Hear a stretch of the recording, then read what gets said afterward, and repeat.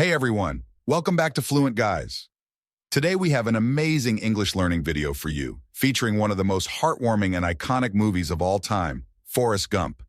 If you're learning English, you're going to love this because we'll go over the story of Forrest Gump in simple English, breaking it down with easy-to-understand explanations.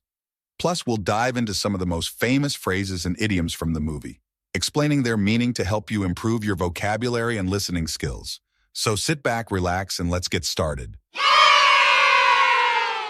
Forrest Gump is born in the small town of Greenbow, Alabama. As a child, Forrest has a low IQ and wears leg braces, which makes him the target of bullying at school. However, despite these challenges, his mother, Mrs. Gump, teaches him important life lessons. One of her most famous sayings is, "Life is like a box of chocolates. You never know what you're going to get." This means life is full of surprises, both good and bad, and you never know what's coming next. Forrest's legs heal, and one day, while running away from bullies, he discovers that he's incredibly fast. His running ability leads him to become a football star in high school. With his talent, he earns a scholarship to play college football at the University of Alabama. Forrest's ability to run fast opens doors for him that no one ever expected. After college, Forrest joins the U.S. Army and is sent to fight in the Vietnam War. He meets his best friend, Bubba, in the Army, and together, they dream of starting a shrimp business after the war. But tragically, Bubba is killed in combat. Forrest also saves his commanding officer, Lieutenant Dan, who loses his legs and struggles with depression after the war. Despite these hardships, Forrest receives a Medal of Honor for his bravery. After the war, Forrest returns home, but he doesn't forget Bubba's dream. He starts a shrimping business called Bubba Gump Shrimp Company. With some luck and hard work, the business becomes a huge success, making Forrest a millionaire. But throughout his adventures, one person is always on Forrest's mind: his childhood friend, Jenny. Jenny's life is much harder than Forrest's. She grows up in an abusive home and struggles with drug addiction, poor relationships, and bad decisions. Despite this, Forrest always loves her unconditionally. They have a complicated relationship. Jenny drifts in and out of his life, always looking for happiness in the wrong places. At one point, Forrest becomes famous again by running across the country for over 3 years.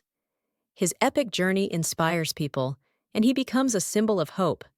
People join him, but Forrest doesn't do it for attention. He just feels like running. Another example of how his life follows its own path. Finally, after many years, Jenny returns to Forrest, and they get married. She reveals that they have a son, also named Forrest.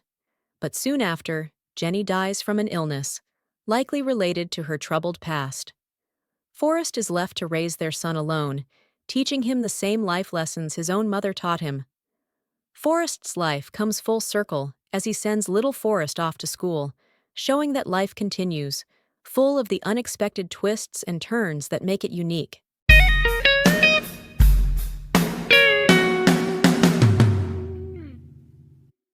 Now that you've heard the story, let's dive into some key idioms and famous phrases from Forrest Gump that will help you improve your English.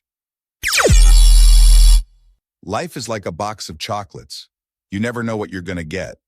This means that life is unpredictable. You never know what will happen, just like you don't know what kind of chocolate is in a box until you taste it. Stupid is as stupid does. Actions speak louder than words. People are judged by what they do, not how smart they are. Forrest uses this to remind people that intelligence is about actions, not just knowledge. Run, Forrest, run! This phrase became famous as a way to tell someone to go fast or escape danger. It's shouted at Forrest when he first learns to run away from bullies, and later, when he's racing on the football field. I'm not a smart man, but I know what love is. This phrase shows that love doesn't require intelligence. It's about feelings and understanding someone deeply. Forrest says this to express how much he loves Jenny, despite his challenges. We were like peas and carrots. When Forrest says this about Jenny, he means they were close and fit together perfectly, just like how peas and carrots are often served together in a meal. It's a way of saying two people belong together.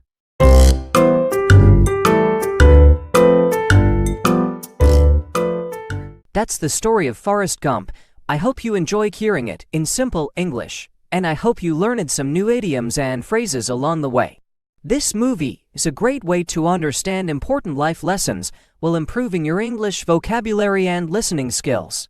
If you liked this video, don't forget to hit the like button and subscribe to Fluent Guys for more content like this. Let us know in the comments which part of the story or which phrase you found most helpful. And as always, keep learning and stay fluent, guys. See you in the next video.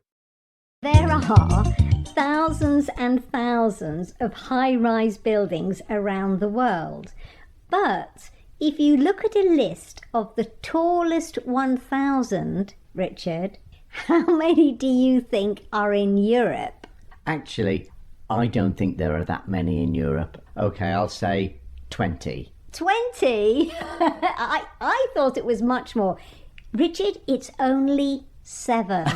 Wow. Yeah. Wow. So for this week's podcast on English.com, we ask, why is that? Where are the high-rise buildings? So, Richard, if we go back into the past, where did they all start? Well, I think the word skyscraper, didn't that originate in America, in New York? No, Chicago. Oh, right, okay. And where are they all now? I think they're all in Asia. You keep hearing about the tallest building in the world in Asia, so I think that's where they are. Yeah, I mean, we're talking, when you say Asia, we're talking China. The Middle East. The Middle East. Okay, so the tallest building is still Burj Khalifa, yeah, so that's 828 meters. That's still the highest. Okay, so we stay in Europe, Richard. Let's look at the top 10 in Europe. Now, interesting, 8 of those are in the same country. It's got to be London, surely. No! Wow, okay. Where's that? Russia. Ah. And 7 of them are in the same city. So that's Moscow. Right, and the tallest is actually in St. Petersburg. Oh, I didn't know that. The next one is the other 2 are the UK and Poland. Yes. Well, I certainly know one of the tallest is the Shard, of course. We did a podcast on it, didn't we, in London? Yeah, you see, that's 309 metres. And at the time, it was quite a big thing, but it's small. Well, it's not small, but maybe in comparison to some of the other buildings. So why do you think that is, Richard? Well, I think European cities are very old, aren't they? So they're cramped. There's small roads. I think it's quite difficult to build a tall building in Europe. Yeah, I think the key thing here is old, Richard. And I think Europe is much more about protecting the past, whereas the States or Asia is all about the future. Yes, in Europe it's tradition, isn't it, and heritage. Yeah, because even the buildings that got knocked down during the Second World War, they didn't clear the way and put in a modern building. You take St. Pancras railway station, they rebuilt it in the old style. Like they're doing with Notre Dame Cathedral. Exactly. Now, in Europe, there are some very, very strict building regulations, all about protecting the cultural heritage. In Italy, Richard, in central Rome, no building can be taller than... The Colosseum, maybe? That's quite tall in itself. St. Peter's Basilica. Oh, yes. Which is only 136 metres. In Greece, in Athens, no building can block the view of... The Parthenon. Exactly, which is why the maximum height is 12 stories. Wow. In Paris, they decided in 1973 that the tallest building in central Paris will be 37 metres. Wow. London, Richard. That's changed recently. Lots of skyscrapers now. But actually, it could be many more. Did you know that there are protected views in London? St. Paul's Cathedral. There are 8 places in London where you have to be able to see St. Paul's Cathedral. And you're not allowed to put any building in front of it to block it. Wow. Well, I think that's a good thing. Very good thing. New skyscrapers, I'm not keen. They're all a bit boring, I think. Glass, steel, not for me. Many people think because we're living in the countryside that our life is all peace and quiet. But that is certainly not the case. Yeah, so for this week's podcast on English.com, we're talking about sound. Or rather noise. Yeah, okay, so what's the difference? Well, I suppose sound is anything and everything we can hear, but noise is a sound we don't like, an unpleasant sound. Yeah, okay, so we're used to this. We're used to sitting down to dinner, aren't we? Only for the neighbour to start cutting the grass, for example. Big noise. But in France, Richard, city folk who have moved to the countryside hate the noise so much that they have actually taken farmers to court.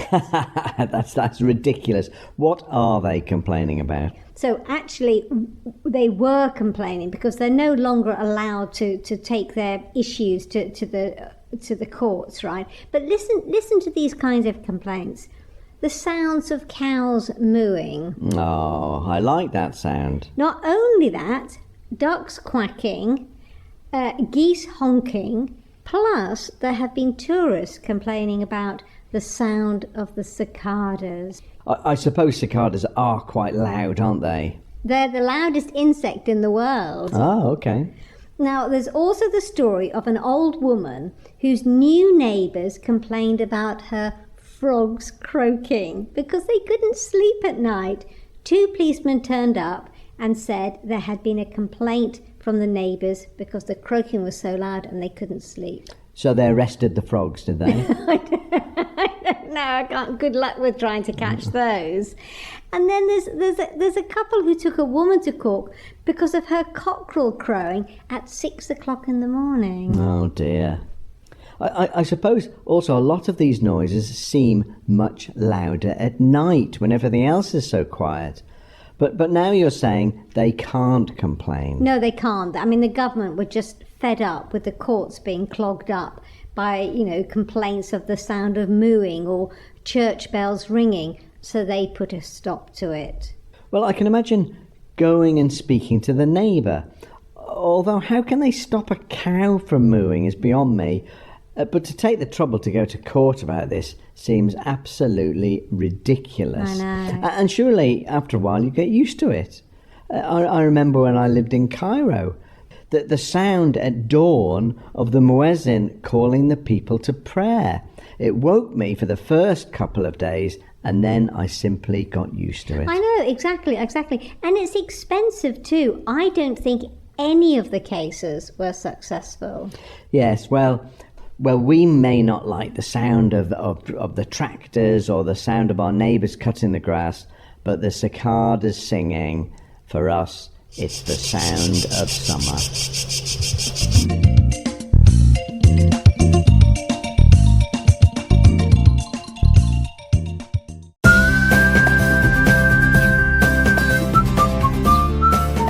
Richard really likes astronomy. So for this week's podcast on English.com, we're talking about the night sky. So Richard, when did you start looking at the stars? I think I was about 9 or 10. I was amazed looking at the sky with thousands of twinkling stars, millions and millions of miles away. Okay, so constellations, Richard. Yes, they're simply collections of stars. In the past, people all over the world saw shapes, people, animals, etc. in the stars, and the ones we know today are the ones the Romans used. Yeah, okay, so I know the Great Bear. Yes, it's the Roman name Ursa Major.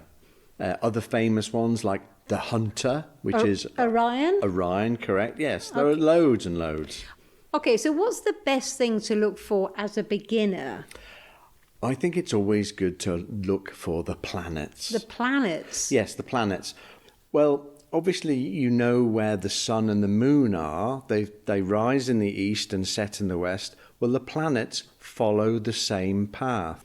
Oh, they do the same thing? Exactly, yes. Okay, right. That's one thing. And also, the planets are brighter than the stars, generally. Even in a big city, you can see the planets. For instance, Venus is often called the evening star or the morning star because it stays quite close to the sun and is very bright. Okay, so you're saying in the evening, it's in the west then, like the sun. It just follows the sun down, yes. Right, okay. And also, remember that stars twinkle, but planets don't. Why is that? I won't go into details. I think it's because they are much closer than the stars. Okay. So, Richard, you are looking at the night sky, and I know you have a telescope. Do you have any special moments? Well, yes. It was actually when I got my first telescope. I think I was about 11 or 12, and it was only a very small telescope, a very cheap telescope, not very powerful, but I was completely blown away when I first saw Saturn. Saturn? Yes. I could actually see it as a tiny circle with those rings. The rings of Saturn. Absolutely amazing. And I still think that's the best thing to see.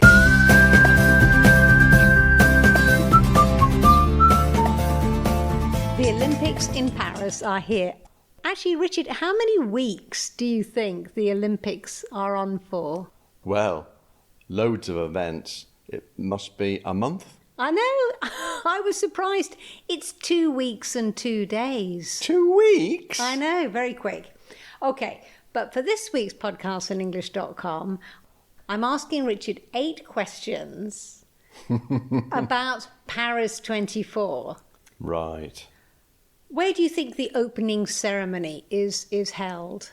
It's in Paris. It must be the Stade de France. Aha.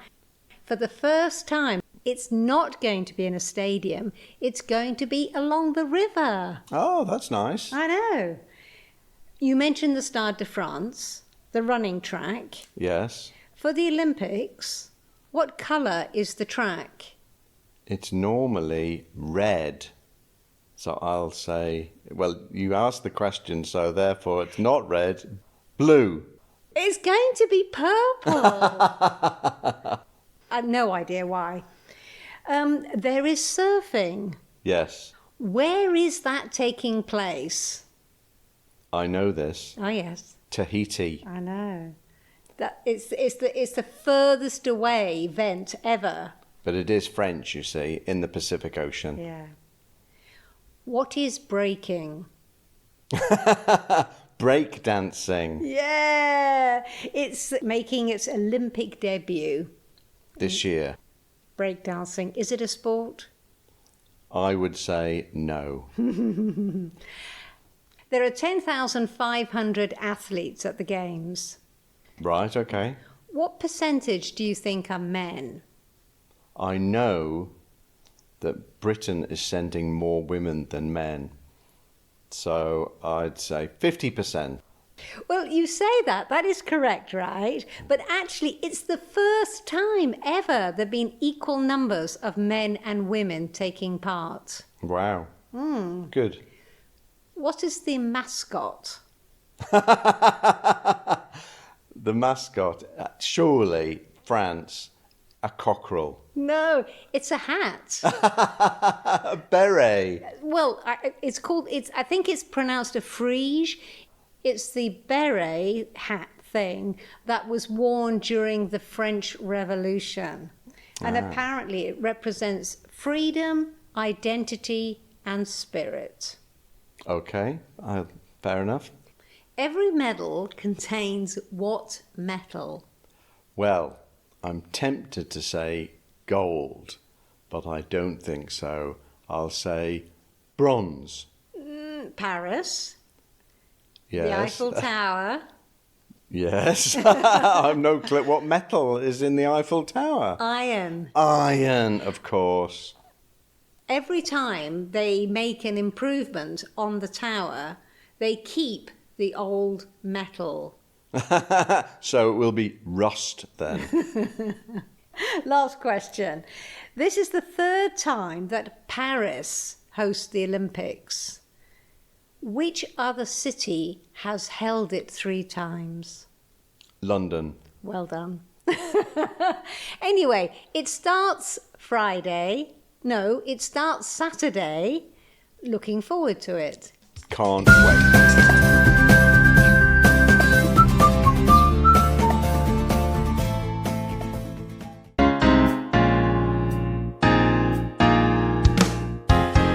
Online shopping has exploded. There are more online shoppers, more money spent, and more things to buy over the internet than ever before. Yeah, which means there is a lot of money to be made. So for this week's podcasts.english.com, we're talking about dark patterns. So what do we mean by dark patterns? Yes, basically, these are the techniques that websites use to trick people into doing something, in particular, buying something online.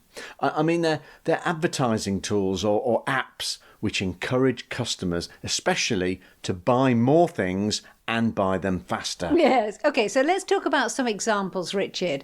Number one, the countdown timer. Yes.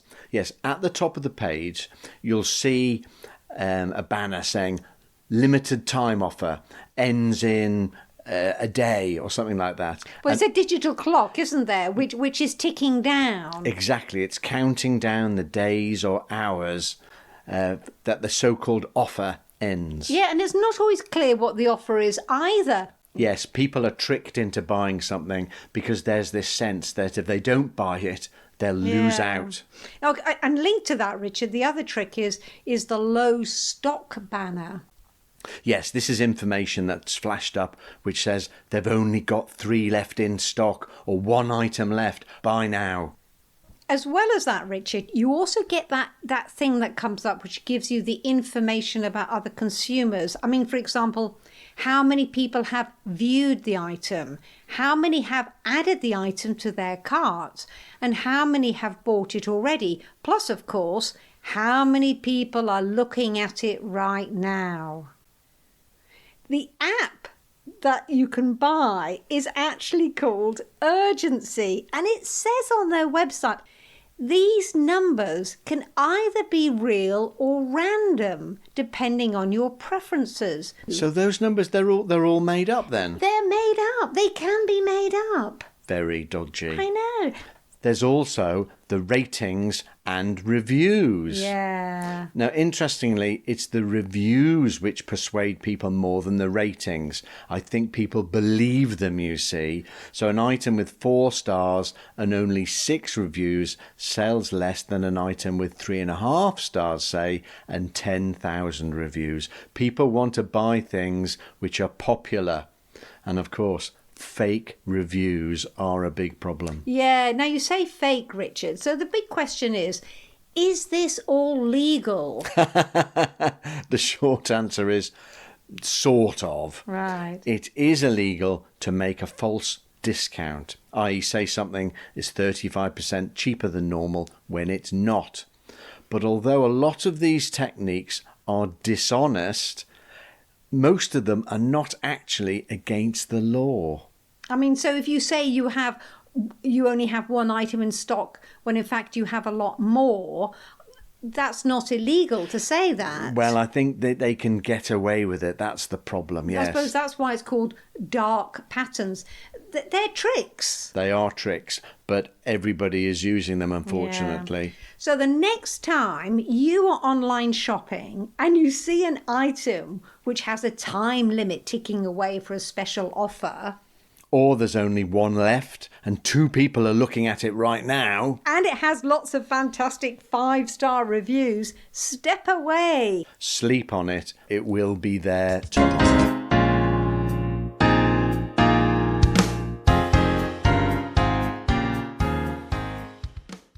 Yesterday we went out for the night to our local town. Yes, this time of the year there is a large annual fair with lots of things to see and do. Yeah, and what we liked the most was the traditional customs that you can see. And these customs are being kept alive by the young as well as the old. Yes, and so for this week's podcast on English.com, we're talking about local customs. Okay, so what do we mean? Well, I suppose when you're there, the most noticeable thing is the music. Many of the local areas have their own bands. Drumming bands are very popular. Yeah, and they're so loud. They must be deaf. There are some really young children playing various sized drums. You know, I have my fingers in my ears when they march past. Me too, yes. And also accordions are very popular. Not our favourite. Certainly not mine. And again, the young and the old are playing together. And then there's lots of singing of traditional folk songs. And if we talk about the music, we must also mention the dancing. Lots of swirling of skirts and clapping. And often the people who are watching, they also join in. Yeah, that's because everybody knows the steps. I wonder if they're taught in school or perhaps parents pass on the dance steps. And we mentioned the skirts, didn't we? So, of course, we must also talk about the colourful traditional costumes to be seen. And it's interesting, although Portugal is a small country, each region has its own unique designs. Yeah, many of the garments, they're handmade, aren't they? And richly embroidered with bright colours. They look lovely. So it's obvious that these traditions are alive and well, certainly in this part of Portugal. And it got us wondering, what kind of customs like these are in the UK? Yeah, I mean, we are quite famous, I think, for our traditions, but not so much with costumes and dancing. We have Morris dancing. That's true. But yeah, and they wear a particular costume, but there are no regional costumes or dances. There's no national dress either for England. I mean, the Welsh have a national dress and the Scots, but not the English.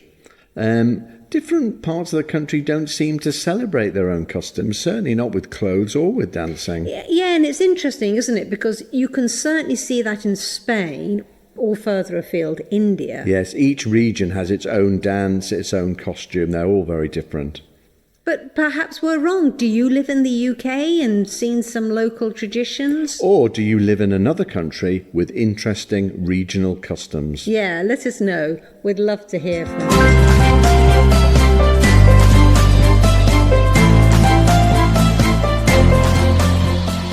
For this week's podcast on English.com, we're talking about something that everyone, I think, does, and that is leaving home. Yeah, going out in the big wide world. And things we learn when we do leave home. Yes. Now, of course, everybody's experience is different, but I think one of the first things is learning about money, how to use it, save it, spend it, etc. And I certainly remember the first thing I did was, opening my first bank account. Yeah, I remember that. I felt very grown up. Yes, I didn't feel grown up about paying bills for the first time, the rent, the electricity. Yeah, budgeting, Richard. Budgeting for food and clothing, making sure you don't go overdrawn. I mean, all of those things to learn. Yes, and talking about the rent, finding and choosing somewhere to live is probably the biggest and hardest thing. Yeah, I think nowadays too, finding affordable accommodation is getting harder and harder for young people, including students going to university. Now, I stayed in college, so that was all provided, food and accommodation, fantastic. Whereas I lived in a bedsit, first of all, tiny little room, hated it. And then I later shared a house with 7 other students. Wow. After I left university, then I had to get a flat, and I shared it with 2 other... men? Well, obviously, the problem was one of these guys, he caused all of the mess, and he did none of the clearing up. It's a big thing, isn't it? It can really affect your whole life. And it can affect your friendship as well, I'm sure. Yeah. Now, another thing people learn to do when leaving home, Richard, is learning how to cook. I couldn't cook at all when I left home. I couldn't even boil an egg. But you're a bit better than me. Yes, I used to look after myself as a child, actually. I used to cook my own meals, so that wasn't a problem for me. Yeah, I found that a big learning curve. I do think nowadays it's easier to buy ready-prepared meals, fast food, takeaways. But I think when we were younger, that was more difficult. Yes. We also talked about budgeting for clothes, Richard, but there's also washing them, of course. Now, I never had a washing machine. Everyone went to the laundrette. When I lived in London, there was one across the street, which was very handy. Yes. In the 1980s, there were around 12,500 laundrettes in the UK. But now there are fewer than 3,000. Yeah, I mean, practically everyone has their own washing machine now. So presumably, rented flats, they all have them too? Yes, I did hear a few stories, though, of people taking their clothes home for their mums to wash. And without your mum or parent or guardian telling you what to do when, you now have the freedom to organise your own time. But that's something to learn, isn't it? Yes, I mean, you can stay out all night if you want, but is that a good thing? Yes, definitely balancing work or study life with a social life is something that you have to learn. So how about you, the listener? What was leaving home like for you? And if you're going to leave home, are you looking forward to that? Or not? We'd love to hear from you.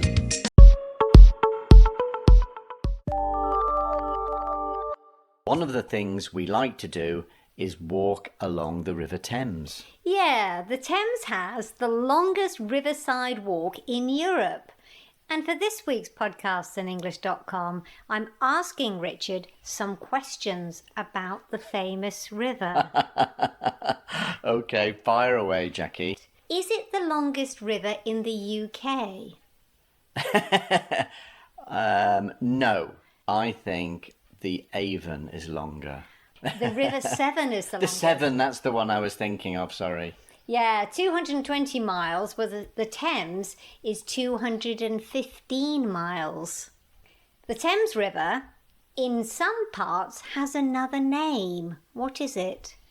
Isis. It's Yeah. called Isis in Oxford. Yeah. I don't know why. No. Now, as we know, the river has loads and loads of bridges, over 200. How many tunnels does it have? I know it has at least 2 tunnels, probably 3 tunnels. There's you can walk underneath the Thames. I know that in London. And there's the London Underground Tunnel. No, but hold on, this is about the whole river, Richard, not just in London. The River right. Thames. Oh, I don't know if it's got any tunnels outside London. 27. Wow. I know. Yeah, I was surprised by that. How many bridges in central London, the London bridges, do you know how many there are? There must be at least 5. 21. Okay, the original London Bridge was the first bridge to cross the Thames. It was built in 50 AD. Who built it? The Romans. And what material did they use? Wood, stone, or concrete? I think that's a trick question. Concrete. It's wood. Right. Built in 1894, Tower Bridge is the most famous. As you know, it opens up to let the tall boats go through. How often does it open on average every day? Twice. How do you know that? Guess. That was a guess. Okay. Now, any boat or ship which is taller than 9 metres, 30 feet, has to ask for the bridge to be raised. How much do you think the boats pay to raise the bridge? I think a lot. I think it's a lot of money. £500. It's free. Which is the newest bridge in London? The Millennium Bridge. The date? It wasn't built in 2000. I think it was a couple of years later. 2002. The longest bridge? Blackfriars Bridge. It's Waterloo Bridge. Right. Okay. Now, this is the funniest bit about the river, right, Richard? In 1251, the King of Norway gave King Henry III an animal as a present. Now, the animal was kept in the Tower of London, but sometimes, when it was very hot, it was allowed to swim in the river.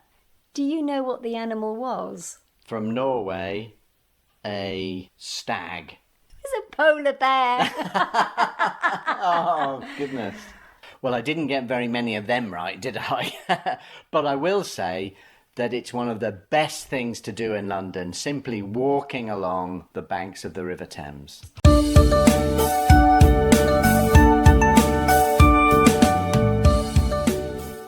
And in 2024, it's the Chinese Year of the Dragon. Yes, but for this week's podcast on English.com, we're asking, what is a dragon? I mean, it's not a real animal, is it? No, it's not real.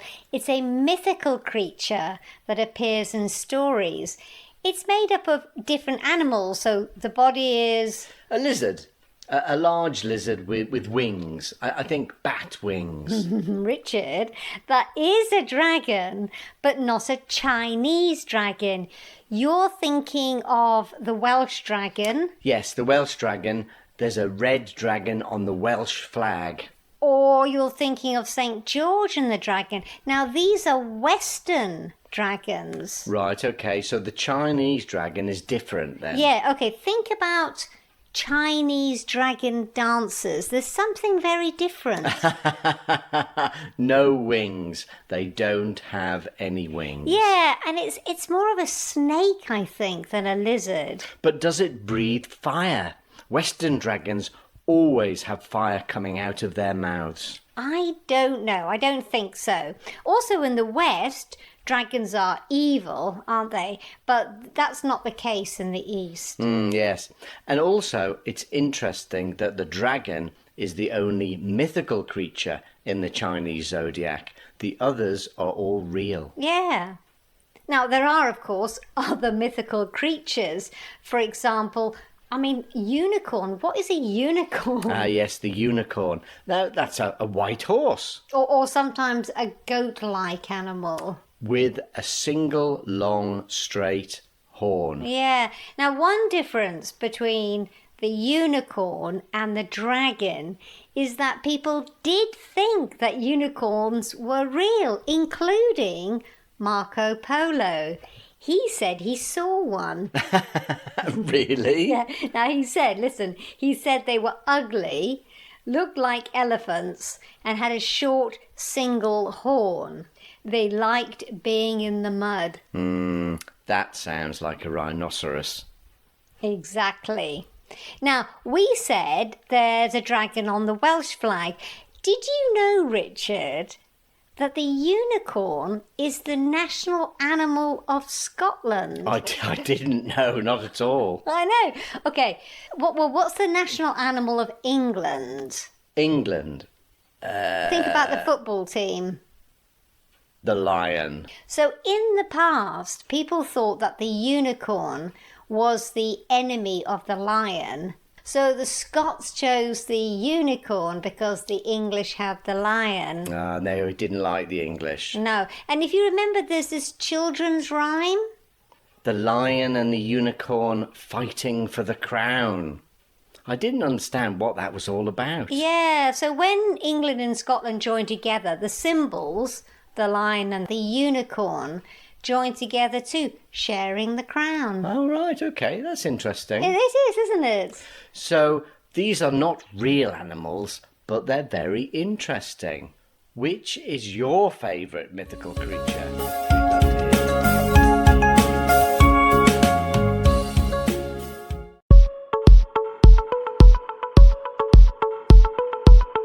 The largest internet company worldwide is Alphabet, the parent company of Google, which started in 1998. Yes, and number 2 is Amazon, which started in 1994.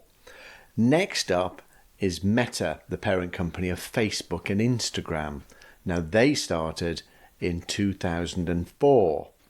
However, for this week's podcast on English.com, we're talking about the company that sits in 12th place. Right. Now, the difference between this company and all the others, we think, is that it affects the lives of those who don't use it. Now, can you explain what you mean by that, Jackie? Well, okay. It doesn't make any difference to me personally if you or our friends or family or our neighbours use any of these companies, one you mentioned, right? Or if they watch Netflix or use booking.com or Uber. Right, okay.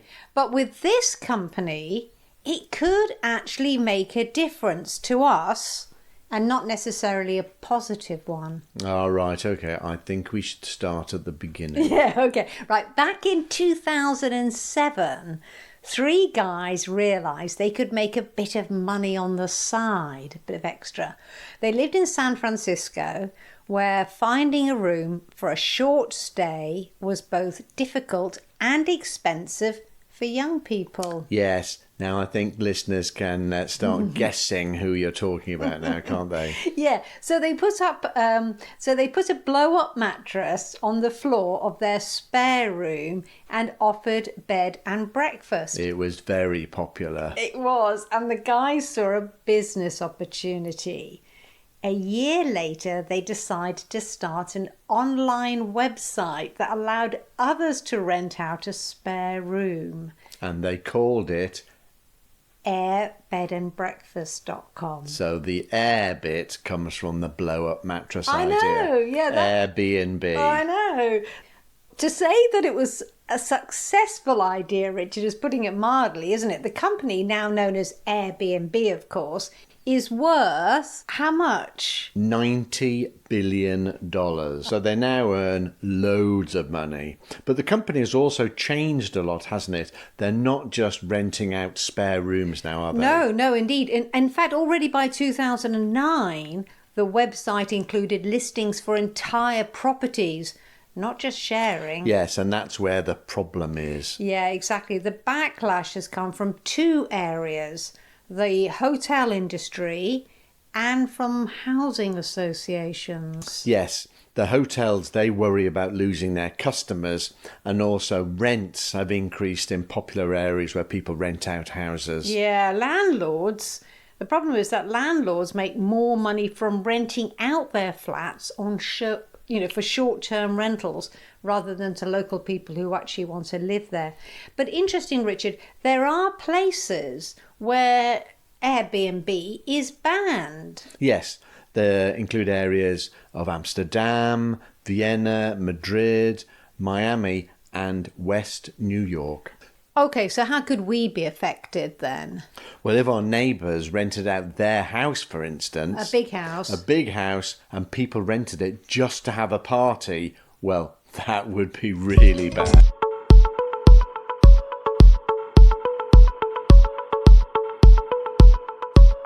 There are so many interesting things to see in London. Yeah, and some of the most famous tourist attractions have over 5 million visitors a year. Now, we both lived in London and have, of course, seen many of these places. However, for this week's podcast on English.com, we're talking about the attractions we didn't visit when we lived there. Yeah, actually, Richard, do you know which is the most visited place? The most visited attraction in London? Yeah. It's got to be surely the Tower of London? No, it's the British Museum. Ah, okay, yes. Almost 6 million visitors. Right, I can understand that. It's a great place. So what about places we didn't visit? Jackie, what famous place did you not visit? The answer to that, Richard, is St. Paul's Cathedral. Oh, wow, okay. Well, I had a friend over, we were walking around, and we both said, let's go into the cathedral, let's visit St. Paul's Cathedral. It is an amazing building, isn't it? Yeah, I mean, I did see it from the outside, so we started to make our way into the cathedral, and what did I discover? You have to pay to get in. And it was, I can't remember, but it was just really, really expensive. And at that time, it was just too much for me, so I didn't go in. Oh, that's a shame. What I did see, Richard, is how much it costs now to get in. What do you think it costs? I don't know. If it was too expensive, I don't know, £20? 25 quid. Ooh, that's a lot to go into a cathedral. I know. So it's a shame. Maybe another time. What about you, Richard? What place did you not visit when you lived there? Well, another one that's one of the most popular places, I believe, is Madame Tussauds Wax Museum. Did you not go? I've never been. Wow. So why not? There was one time where I was thinking of going. Right. And I got there, but I just saw that there was a huge queue. And at the end of the day, I really just didn't think it was worth it. I really don't like queuing anyway. So I just thought, no. Actually, interesting, Richard. Now you're not allowed to go there and just buy a ticket. Oh, really? No, you have to book online. Okay. And when I was doing research for this, I discovered that most of the places now you have to book online to get there. Funny you should say that. Last time I went to London, I went to see the National Gallery, which was fantastic. And again, it's free, but you have to book online, but there was no queue, and I just walked straight in. Very easy. Well worth it.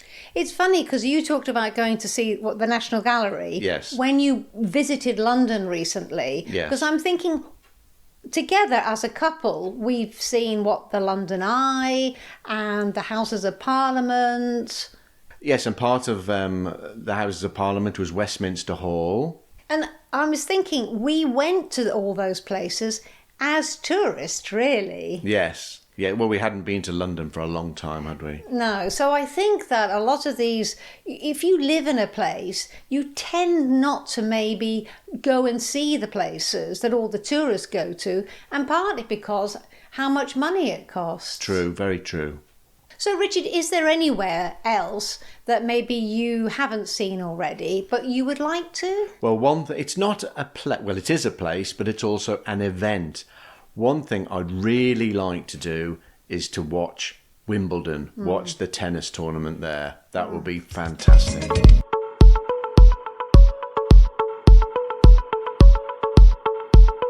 Welcome back to Fluent Guys, the podcast where we explore the beauty of the English language through captivating stories. I'm your host, your name, and today, you have a special episode lined up for you, a love story that'll not only tug at your heartstrings, but also help you learn some idioms and phrases along the way. Little Vita, Peter Peter. Let's dive into our story, Whispers in the Wine. In a small coastal town, to strangers, Lily and Jack found themselves at a quaint little cafe one rainy afternoon. Lily, an aspiring artist, often sought inspiration in the rain, while Jack, a writer, was searching for the right words to describe his feelings.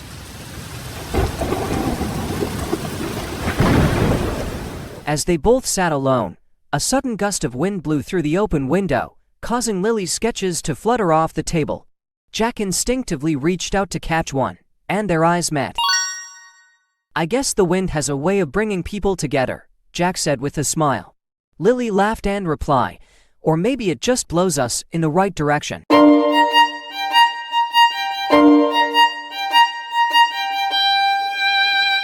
They struck up a conversation, sharing dreams and aspirations. Jack learned that Lily's sketches were filled with vibrant colors, depicting the beauty she saw in everyday life. Inspired, he offered, "Why don't you let me write a story to go with your art?"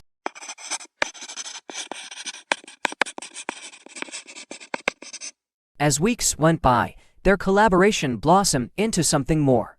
They spent evenings painting and writing under the stars, finding joy in each other's company. But as their feelings deepened, Jack feared his words would never be enough to express how much Lily meant to him.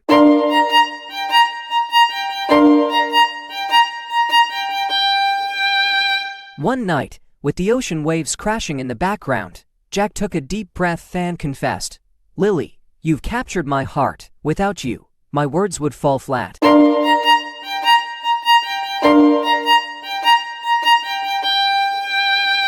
Lily smiled, her eyes sparkling. "And you've given my art a voice," she replied. "Together, we create magic." 这里数吗？哈。 And with that, They sealed their love with a promise to always inspire each other, no matter where the winds of life would take them. What a beautiful story. Now, let's break down some idioms and phrases we encountered. The wind has a way of bringing people together. This means that sometimes unexpected circumstances can lead to new friendships or relationships. Blows us in the right direction. This suggests that sometimes life guides us toward what we truly need or want, even if we don't see it at first. Capture my heart. This is a romantic way of saying that someone has fallen in love with you. Words would fall flat. This means that words alone are not enough to convey deep feelings or emotions. Create magic. This phrase refers to the unique and wonderful experiences that happen when people work together creatively or harmoniously. We hope you enjoy Whispers in the Wine and found value in the idioms we discussed. Don't forget to join us next time for another story that will help you improve your English while keeping your heart engaged.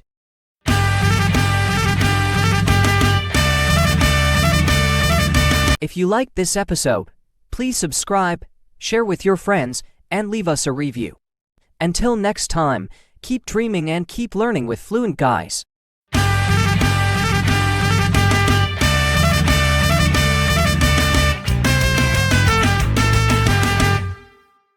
Welcome to the Daily English Podcast, your go-to place for improving your English every single day. Learning a language can feel challenging, but today I want to inspire you with a story about determination and progress. Before we dive into today's lesson, let me tell you about Sarah, a girl who once believed English was beyond her reach.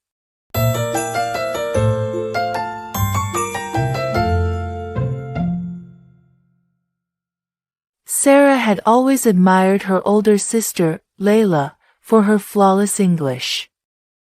Growing up in a small village, English seemed like a distant dream to Sarah, who struggled with even the basics. Most of her classmates thought learning English was impossible, but Sarah was determined.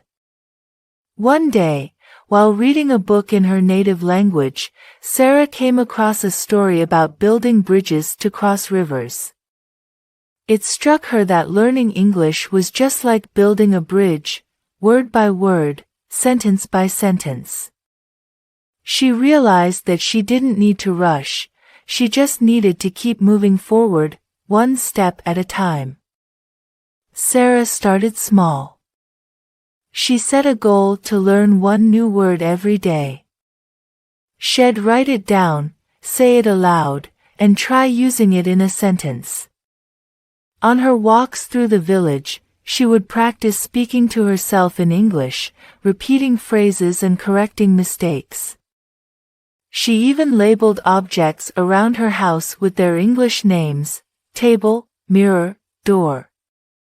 After months of persistence, Sarah's vocabulary grew, and so did her confidence. Then one day, she met Mr. Smith, an English traveler passing through her village.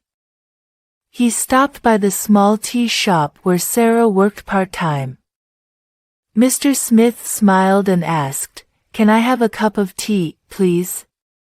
Sarah's heart raced. This was the moment she had been preparing for. She smiled back and replied in perfect English, "Of course. Would you like sugar or milk with that?"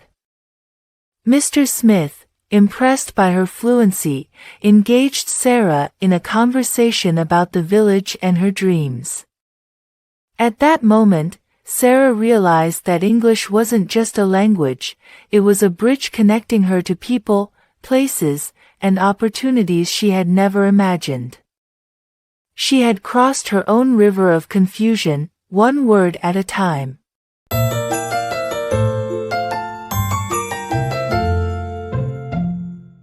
So, just like Sarah, remember that learning English is about building your bridge one word, one sentence, and one conversation at a time. The more you practice, the closer you get to crossing that bridge and achieving fluency.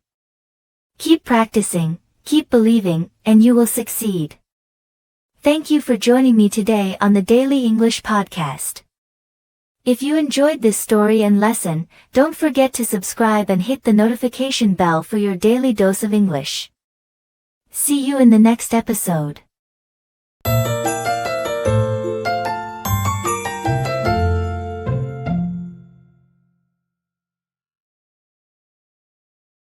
Hi there. Welcome back to English Daily Podcast.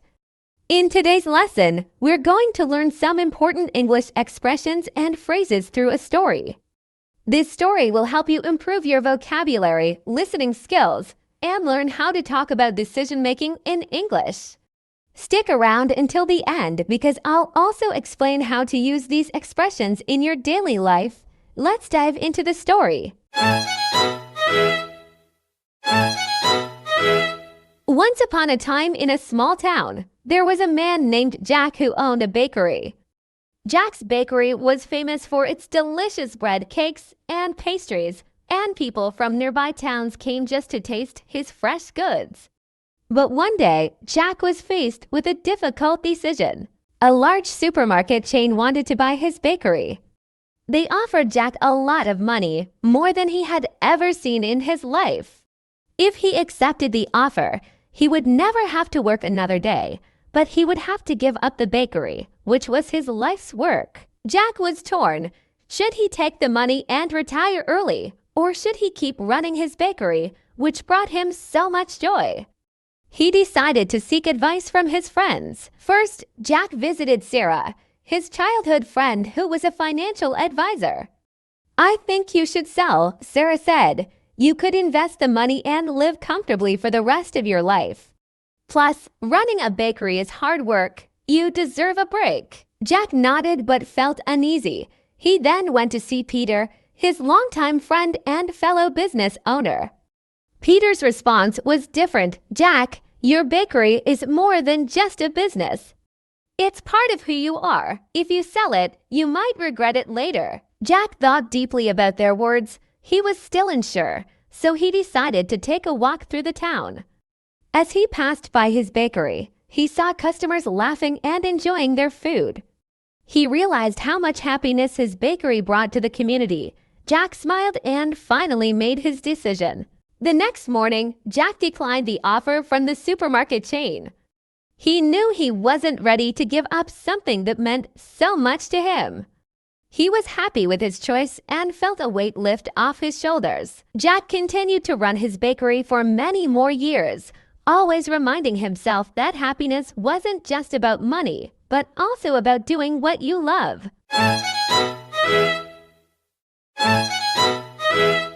In this story, Jack had to make a tough decision, and we learned some useful phrases for talking about decision-making. Let's go over some of them. Faced with a decision. This means having to make a difficult choice. In the story, Jack was faced with the choice of selling his bakery or keeping it. Torn between two options. When someone is torn between choices, they feel unsure about what to do. Jack was torn between selling the bakery and keeping it. Seek advice. This means to ask someone for their opinion or help. Jack sought advice from his friends, Sarah and Peter. Decline an offer. This means to say no to something. Jack declined the offer from the supermarket. A weight lift off your shoulders. This is a common expression that means to feel relieved. Jack felt relieved after making his decision. You can use these expressions when you're talking about your own choices or helping someone else make a decision. That's it for today's lesson. I hope you enjoyed the story and learned some useful English expressions along the way. Remember, practice makes perfect, so try to use these phrases in your own conversations. If you found this video helpful, don't forget to like, share, and subscribe to English Daily Podcast. See you next time.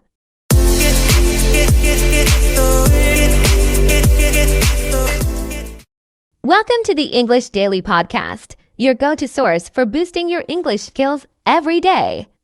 We bring you engaging conversations, helpful tips, and real-life stories to make learning English fun and effective.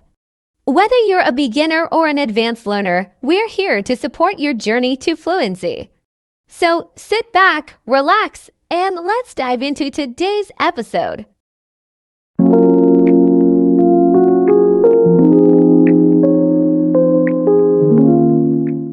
Once upon a time, in the peaceful kingdom of Lyria, there was a princess named Alara. Unlike other royals who spent their days at banquets or feasts, Princess Alara was known for her adventurous spirit. She loved roaming the forests, befriending woodland creatures, and learning the secrets of her kingdom. One day, Alara heard rumors of a dragon that lived deep in the mountain of Brindle's Peak. According to legend, this dragon, once a fierce guardian of ancient magic, had fallen into a deep sleep after a terrible curse was placed upon it.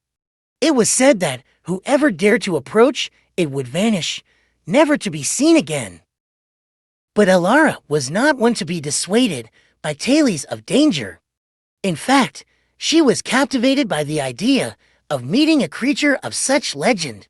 So, she took her cloak, packed a bag of berries and bread, and set off towards Brindle's Peak. After a day of trekking through misty forests and climbing steep trails, Alara found herself at the mouth of a great cave hidden beneath a waterfall. She took a deep breath and stepped inside. The walls glittered with veins of crystal, casting rainbows onto the cave floor. The air was filled with a warm glow, and she could feel a powerful presence. In the center of the cave lay a magnificent dragon, curled up with scales that shone like emeralds and eyes that glowed like embers. As she stepped closer, one great eye opened, and a deep, gentle voice filled the cave. "Why have you come here, child of Lyria?" asked the dragon. Alara's heart was pounding, but she steadied herself and said, "I've come to find you, great dragon. They say you are cursed, but I think you are lonely. I don't believe that you're dangerous, only misunderstood." The dragon studied her with curious eyes, and a low rumble like distant thunder filled the cave. "You are brave, Princess Alara, and your heart is true, but I am indeed cursed. Long ago, I was the guardian of the ancient magic that sustains this land. But a jealous sorcerer, filled with envy, cast a spell upon me. Now I am bound to this cave, neither fully awake nor truly at rest, until someone with a pure heart breaks the spell." "And how can it be broken?" she asked, determined to help. The dragon looked away, sadness filling its gaze. "To break my curse, one must give something precious and selfless to the mountain. Only such a gift could restore the balance of magic." Alara thought for a long moment, looking at her small bag of supplies. She had nothing of great value with her, no jewels, no treasures. But she realized that her journey had already brought her to something she could offer, her freedom. She looked at the dragon with compassion in her eyes. "I will stay here with you," she said, "to be your companion and friend, if that is what it takes." The dragon's eyes widened, and it shook its great head. "I could not ask such a thing. Your heart is noble, and your life is yours to live. But your offer shows me something I had forgotten. That kindness is the greatest power of all." With her offer made from such sincerity, a golden light began to fill the cave, breaking through the dark enchantment that had imprisoned the dragon for centuries. As the light grew brighter, the dragon let out a triumphant roar, and in a flash, its form began to change. When the light dimmed, standing before Alara was not a dragon, but a young man with eyes like embers and a warm, gentle smile. The dragon-turned prince bowed to her. "Thank you, Princess Alara. You have broken my curse, and in doing so, restored the ancient magic. My name is Cedric, and I owe you my life." Alara smiled, her cheeks flushed with joy. Together, They returned to the kingdom, where Cedric's wisdom and Alara's courage became legend. They worked side by side, guiding Lyria into an age of peace and prosperity, with the spirit of the mountain watching over them. And so, the princess and the dragon, now prince, lived happily, bound not by chains or spells, but by a friendship that had saved them both.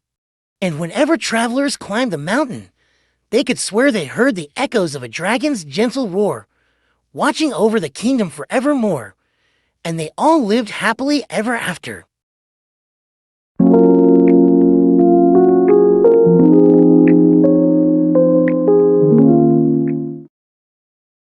Breaking down some idioms and phrases of the story. Break the ice, meaning to initiate conversation in a way that makes people feel more comfortable, especially in a group or formal setting. Example, he told a funny story to break the ice before the meeting started. Piece of cake, meaning something that is very easy to do. Example, don't worry about the exam, it'll be a piece of cake. Hit the nail on the head, meaning to be exactly right about something, to perfectly describe or identify a situation. Example, you really hit the nail on the head with your analysis of the problem.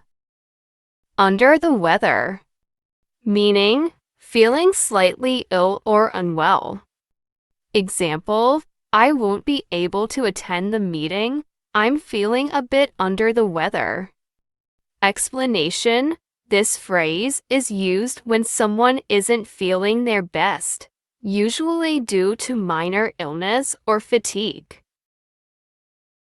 Bite the bullet, meaning to force yourself to do something unpleasant or difficult. Example, I didn't want to work on the weekend, but I had to bite the bullet to meet the deadline. Explanation, originating from when soldiers would bite on a bullet during medical procedures, this phrase now means to endure something hard with determination. Costs an arm and a leg, meaning something very expensive. Example, the concert tickets cost an arm and a leg, but it was worth it. Explanation, this idiom is used when describing something with a high price, often something desirable or hard to get. Spill the beans, meaning to reveal secret information, usually by accident. Example, she spilled the beans about the new project before it was announced. Explanation, this phrase is similar to let the cat out of the bag and usually implies that the reveal was unintentional. Hit the sack, meaning to go to bed or go to sleep. Example, I'm exhausted. I think I'll hit the sack. Explanation, this is a casual way to say you're going to sleep, often used when someone is very tired. Caught red-handed, meaning to catch someone in the act of doing something wrong. Example, the thief was caught red-handed with the stolen goods.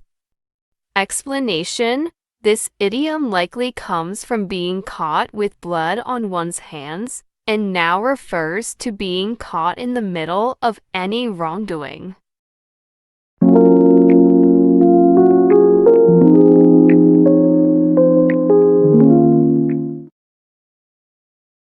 Thank you for tuning in to the English Daily Podcast.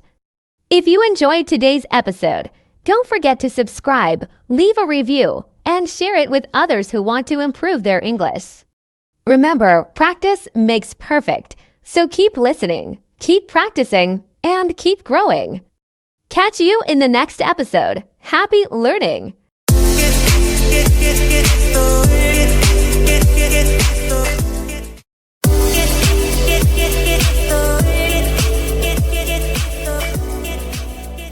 Welcome back to the English Daily Podcast, where we explore fascinating stories behind the words and phrases we use every day. I'm your host, Liv Morgan, and today, we're diving into the origins of two words that are not only common in English but have traveled across the globe: orange and tea. We'll uncover how these words evolved through trade routes, cultures, and languages. Stay tuned as we journey through history, exploring how these everyday words came to be. Podcastandenglish.com, we're talking about the origins of two very common English words. Yeah. So, in general, the word for the fruit orange has three forms, variations of those forms. So you have either the word orange, Portugal, or applesin. All right, Jackie. So where does the actual fruit come from then? Oranges, like all citrus fruits, come from Asia, South China, North India. And it was the Arabs who were the first to trade, to import the oranges into Europe. And the Arabic word for orange is naranj. Okay, so it's arancia in Italian, naranja, is it? Yes. Laranja in Spanish, orange in French, and of course, orange in English. Exactly. No, but then what's interesting is the Portuguese, also big explorers and merchants, they brought the sweet orange to Europe. So many languages call the fruit after them. So in Turkish, it's portokalo. Portobello? Right? In Bulgarian, it's portakal, right? And in Arabic, for the sweet orange, it's bortukal. I don't know if I'm pronouncing it right. Wow. But you also mentioned applesin. Yes, that simply means apple from China, and it's used in countries like Germany, the Netherlands, Sweden, and Russia. Now, I've got a drink that only, as far as I'm aware, has two words. Right. It's tea or cha, possibly chai as well. Yeah, variations of those words, right? And again, it's to do with the origin of the word and the trade routes. Right. Okay, so obviously tea again comes from the Far East and China. Both words actually come from the Chinese, but obviously, as you know, they've got different dialects. Now, chai is produced in one dialect, and that one came through the Silk Road, okay, through the land routes to Russia. Through Central Asia, then? Central Asia to Russia and Eastern Europe, so they all say chai. Okay. But the Brits, of course, we call it tea, and that comes from the Dutch, and they got it from the coast of China, from South China, where their dialect, they used the word tea or tea. Okay, so what route did the Dutch take then? Well, there was the sea route through Indonesia, India, Southern Africa, and Europe. Okay, so that's why they all say tea there. Indeed, and that's why we say tea in most of Europe. Why is it, therefore, here in Portugal, it's an exception? They don't say tea. They say cha, because obviously the Portuguese were great traders as well, and they got their tea or chai from Macau, where they use the word cha. It's interesting, isn't it, Richard? Because people complain that nowadays globalization is a new concept and everything is becoming very similar throughout the world. But this is such a good example of two words, the tea or the cha, which nearly everyone uses. And that's because hundreds of years ago, the goods were either spread overland or traded by seafaring Europeans. Mm-hmm. And actually, I do think there is one word which everyone uses throughout the world. Ah, yes. Well, I've certainly never been to a country where it was not used, the word taxi.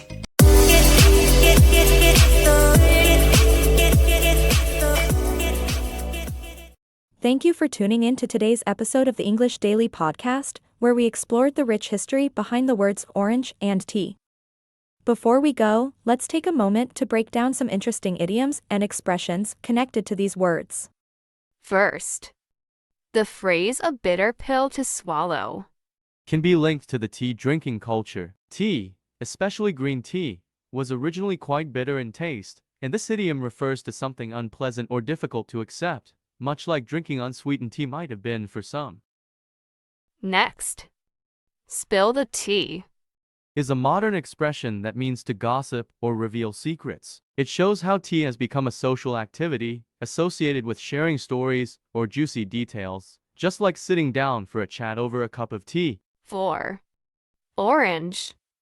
We often hear the expression to compare apples and oranges, which means to compare to very different things. This reflects how oranges, though part of the citrus family, are distinct from apples, making any comparison between them unreasonable or unfair. And finally, the phrase, not my cup of tea. Is a classic English idiom meaning something that is not to someone's liking. Just like different people prefer different types of tea, not everything suits everyone's taste. I hope these phrases add a little extra flavor to your English vocabulary. If you enjoyed today's episode, don't forget to subscribe and leave a review. I'm Liv Morgan, and this is the English Daily Podcast, where every word has a story.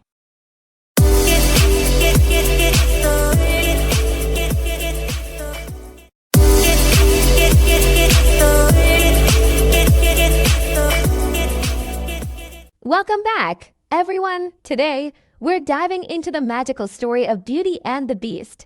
This timeless tale isn't just about enchantments and castles. It's about finding true beauty and kindness within. So, as we journey through Belle's adventure with the Beast, keep an ear out for some interesting expressions and idioms we'll explore at the end.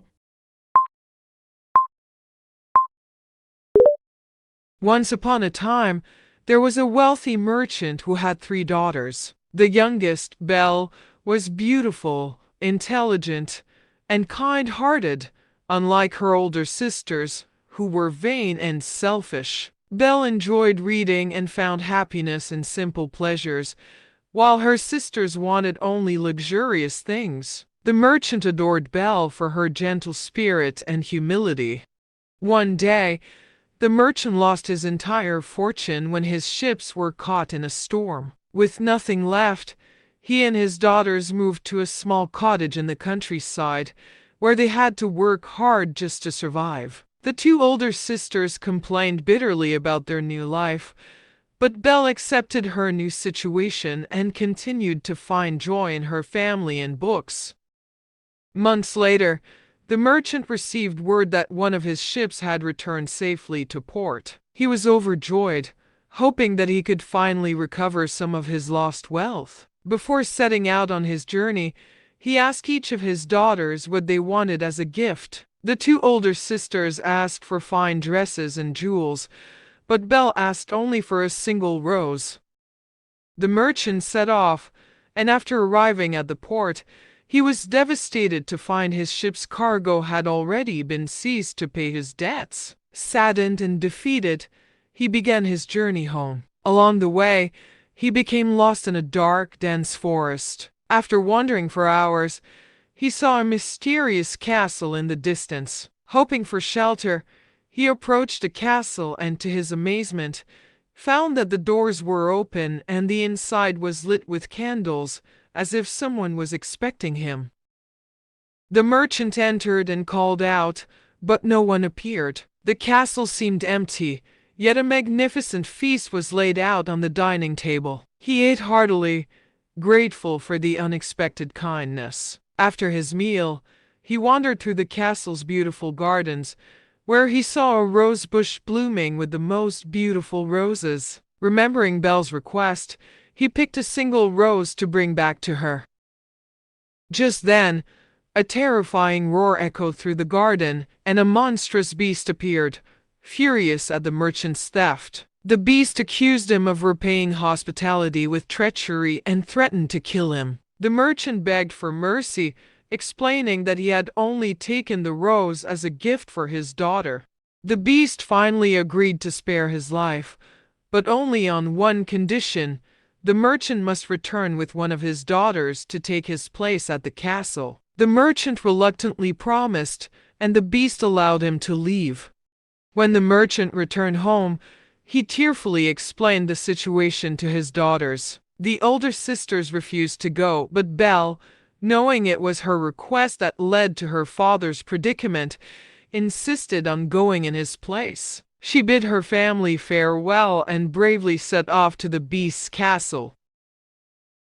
Upon her arrival, Belle was met by the beast, who treated her kindly despite his frightening appearance. She soon realized that he was not as cruel as he seemed. The beast gave her freedom to roam the castle and its beautiful grounds and provided her with luxurious rooms, books, and wonderful meals. Over time, Belle grew fond of the beast, who showed her great kindness and understanding. They spent many evenings talking, and Belle was surprised to discover that he had a gentle and thoughtful nature beneath his monstrous appearance. One evening, the beast asked Belle if she would marry him. She gently declined, explaining that she thought of him as a dear friend, not as a husband. Though disappointed, the beast respected her answer and continued to treat her with kindness. He gave her a magic mirror that would allow her to see her family whenever she wished. One day, Belle saw in the mirror that her father was gravely ill. She begged the beast to let her visit her family, and he reluctantly agreed, though he asked her to return after 1 week. Belle returned home, and her father's health improved greatly upon seeing her. Her sisters, jealous of Belle's beautiful clothes and tales of the castle, tried to convince her to stay longer, hoping that the beast would grow angry and punish her. Moved by her father's love, Belle stayed longer than promised, forgetting about the beast's loneliness. One night, Belle had a terrible dream in which she saw the beast lying in the castle garden, dying from heartbreak. She awoke, realizing that she loved him and that he truly needed her. In a panic, Belle returned to the castle as fast as she could. She found the beast lying motionless in the garden, just as she had seen in her dream. With tears streaming down her face, Belle begged him to live, confessing that she loved him. At that moment, a magical transformation occurred. The beast's monstrous form melted away, revealing a handsome prince. The castle and its surroundings were also transformed, regaining their former beauty. The prince explained that he had been cursed by an enchantress for his selfishness and arrogance, and only true love could break the spell. Belle's love had saved him. Overjoyed, Belle and the prince returned to her family to share the news and bring them to live at the castle. The older sisters, now humbled by Belle's kindness and bravery, realized the importance of love and humility. Belle and the prince were married and lived happily ever after, ruling the kingdom with wisdom and compassion. And Belle's love story with the beast became a cherished tale, teaching generations about the value of inner beauty, kindness, and the transformative power of love.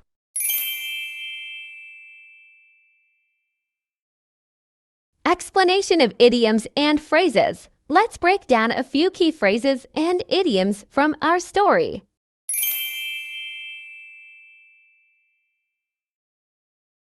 Lost his fortune. This means to lose all or a large amount of one's wealth or money. In the story, the merchant lost his fortune when his ships were damaged, leaving him in financial ruin. Found himself lost. This phrase is used when someone realizes they're in an unexpected or confusing situation. For instance, the merchant found himself lost in the dark forest, meaning he was in a place he didn't recognize or know how to escape from. To be left in despair, despair refers to a feeling of complete hopelessness. When Belle didn't return, the beast was left in despair, deeply saddened and feeling hopeless without her. To break the spell here, it's both literal and idiomatic. In fairy tales, spells are broken by true love or bravery, but this phrase is often used to mean ending a difficult or challenging situation. Belle's true love broke the spell and transformed the beast back to his original form. Lived happily ever after, this phrase is commonly used at the end of fairy tales and stories to mean the characters went on to enjoy a joyful life. It's a classic ending line in many tales, symbolizing that everything turned out well for the characters. Thank you for joining us on this enchanting journey through Beauty and the Beast. This tale reminds us that true beauty lies within and that kindness has the power to transform. If you enjoyed the story and our idiom explanations, be sure to like, subscribe, and hit the notification bell for more stories and language tips. Let us know in the comments which idiom or phrase you found most interesting. Until next time, keep exploring, keep learning, and take care.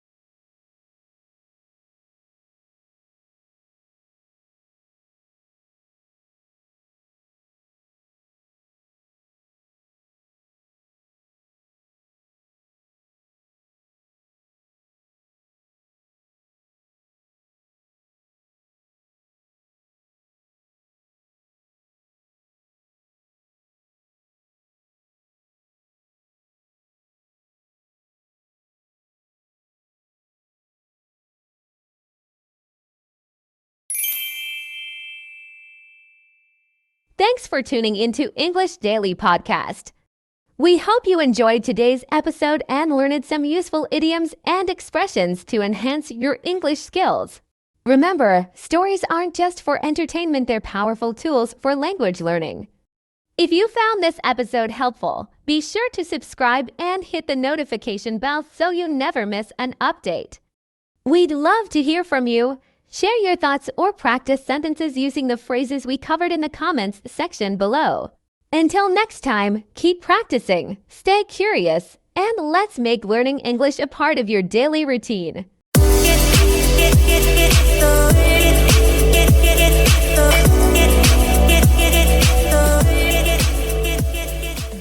Hey everyone, welcome back to Fluent Guys. Today we have an amazing English learning video for you, featuring one of the most heartwarming and iconic movies of all time, Forrest Gump. If you're learning English, you're going to love this because we'll go over the story of Forrest Gump in simple English, breaking it down with easy-to-understand explanations. Plus, we'll dive into some of the most famous phrases and idioms from the movie, explaining their meaning to help you improve your vocabulary and listening skills. So sit back, relax, and let's get started. Forrest Gump is born in the small town of Greenbow, Alabama. As a child, Forrest has a low IQ and wears leg braces, which makes him the target of bullying at school. However, despite these challenges, his mother, Mrs. Gump, teaches him important life lessons. One of her most famous sayings is, "Life is like a box of chocolates. You never know what you're going to get." This means life is full of surprises, both good and bad, and you never know what's coming next.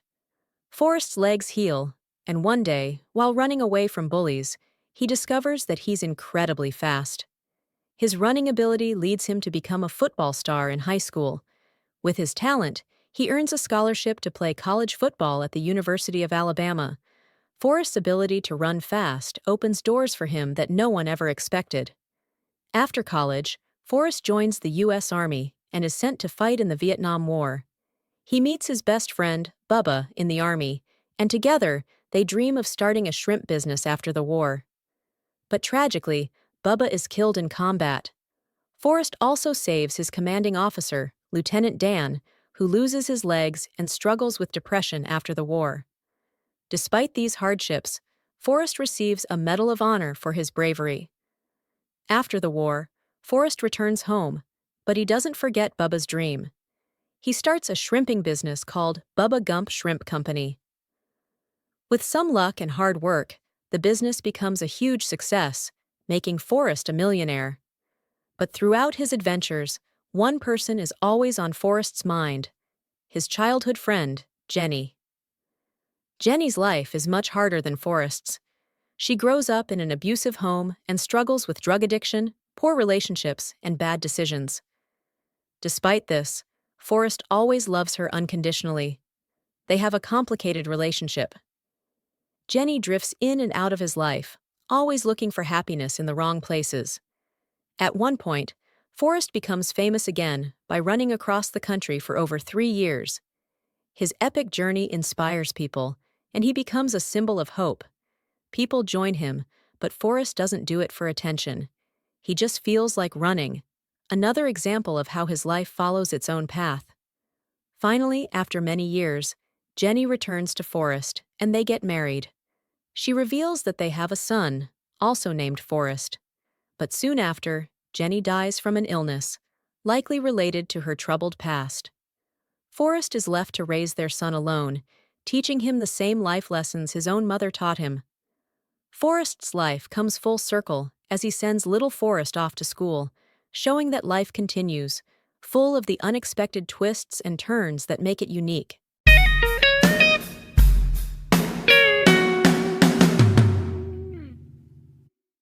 Now that you've heard the story, let's dive into some key idioms and famous phrases from Forrest Gump that will help you improve your English. Life is like a box of chocolates. You never know what you're going to get. This means that life is unpredictable. You never know what will happen, just like you don't know what kind of chocolate is in a box until you taste it.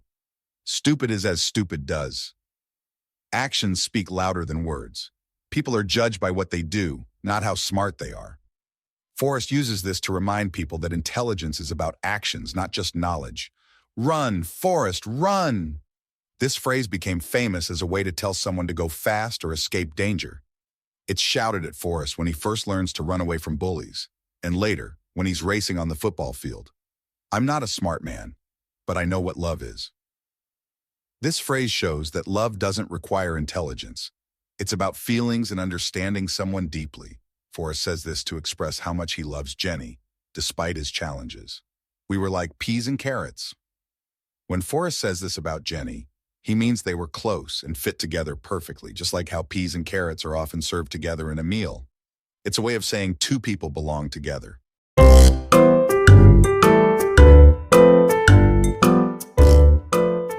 That's the story of Forrest Gump.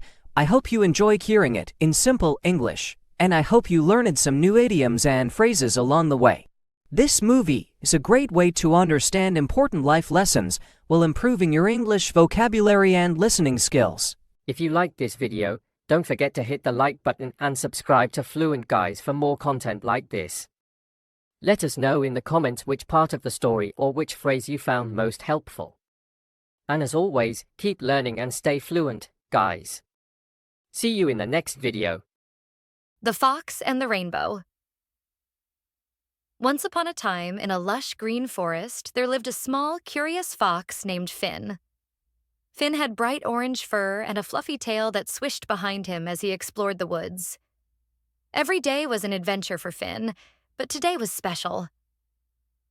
As he wandered through the forest, a magnificent rainbow arched across the sky. Finn's eyes widened with wonder. "I've heard that rainbows are magical and led to treasure," he thought. Determined to find the end of the rainbow, Finn decided to follow it. He trotted through the forest, over hills, and across streams. Along the way, he met his friend Bella, the wise old owl. "Where are you going, Finn?" Bella hooted from her perch on a branch. "I'm following the rainbow to find its end," Finn replied excitedly. Bella fluffed her feathers and said, "Rainbows are beautiful, but they don't really have an end. They're just a trick of light." But Finn was undeterred. "I still want to try." So Finn continued his journey. He climbed a tall hill where he met Gary, the gentle giant bear. "Hello, Finn. What brings you here?" Gary asked, noticing Finn's determined face. "I'm following the rainbow," Finn explained. Gary chuckled softly. "Ah, I see. Well, if you're searching for treasure, you might find something special along the way." Finn thanked Gary and pressed on. As he descended the hill, he spotted a patch of wildflowers that glistened in the sunlight, creating their own little rainbow. Finn marveled at their beauty. "Maybe this is the treasure," he thought. He carefully picked a few flowers and continued on his journey. As the sun began to set, Finn arrived at a sparkling lake. The water reflected the colors of the rainbow, creating a breathtaking sight. Finn sat by the lake, feeling content and happy. Suddenly, he noticed something shiny in the water. It was a small golden locket.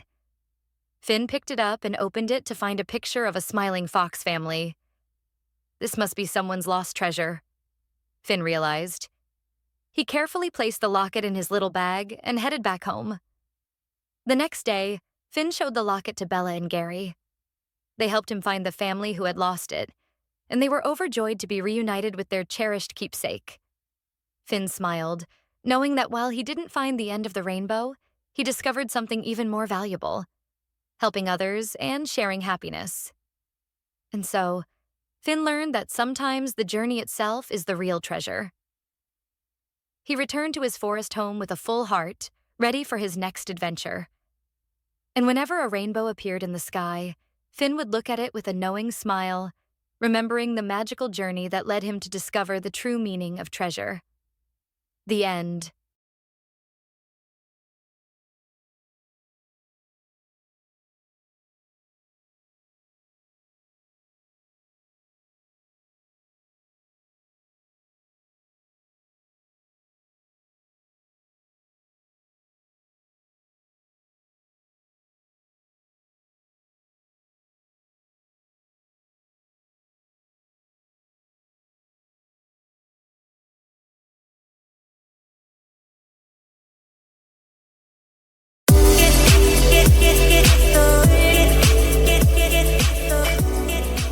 this week's podcast on English.com, we have the third in our series of Life Before the Internet. And for this week, we're talking about correspondence. Yes, letters. Richard, can you remember, when was the last time you wrote a letter? I can't remember exactly, but I think it must have been writing to my mum. Right. When we lived in Jordan, which was over 12 years ago. I used to write to her regularly. Now, you had those special airmail letters. Yes, it was just a piece of paper which was also the envelope, and it also included the stamp. It was very lightweight, wasn't it? It was very light. It was all in one. You just had to fold it up and pop it in the mailbox, and that was it. I don't even know if they have those anymore. I'd be surprised. Now, you mentioned the fact that there was no stamp, or the stamp was included, wasn't it? Yes. Because that's a big difference, isn't it, nowadays? Yeah, you don't buy stamps, do you? Even if you have anything to send, you just go to the post office. Because I remember as a small boy, I loved collecting stamps from everywhere. But no longer. So what about you then, Jackie? Well, what I do remember doing is sending regularly postcards to my parents. Oh, yes. When we were on holiday, or, of course, just the different places that we were working in. Postcards. Definitely. I think you can still buy postcards, can't you? Well, it's interesting, isn't it? Because postcards are still for sale. We see them.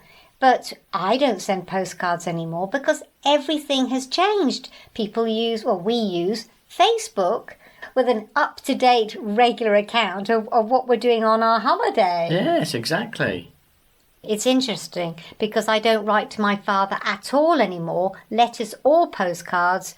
We communicate completely with video calls. But you do send him a Christmas card, though. Yes. Now, I do remember when I moved to live and work in Africa, which was for 5 years, I only wrote to my parents and a very few close friends, maybe 5 or 6 people. So do you think then you lost contact with people then because correspondence was so time-consuming? I think so, but I think it's because I only wrote to the people who were really important to me. So I think that nowadays I correspond with people more regularly. Yes, it's much easier as well. And there's more people you correspond with. Also with people who in the past, perhaps they wouldn't be in my address book. I'm in correspondence now, actually, with people I knew at primary school. Right. And I haven't seen them almost since then, 40 plus years ago.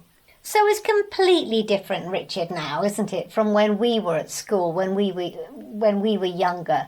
Do you think it's all for the better now?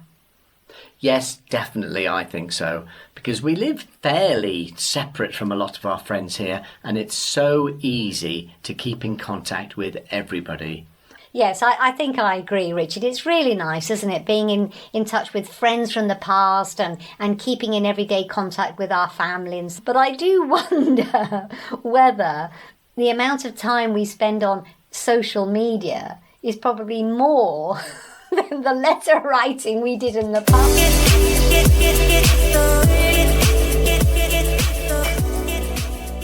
Idioms and expressions.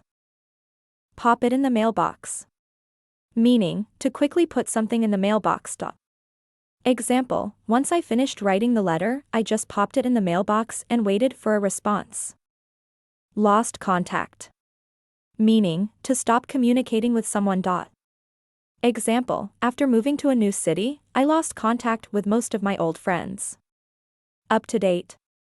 Meaning, to be current or updated with the latest information. Example, I like to keep my social media accounts up to date with everything I do on vacation. Time-consuming. Meaning, something that takes a lot of time. Example, writing letters was so time-consuming, it's no wonder people switched to emails. All in one. Meaning, refers to something that combines multiple functions or elements. Example, the airmail letter was great because it was an all-in-one solution, letter, envelope, and stamp.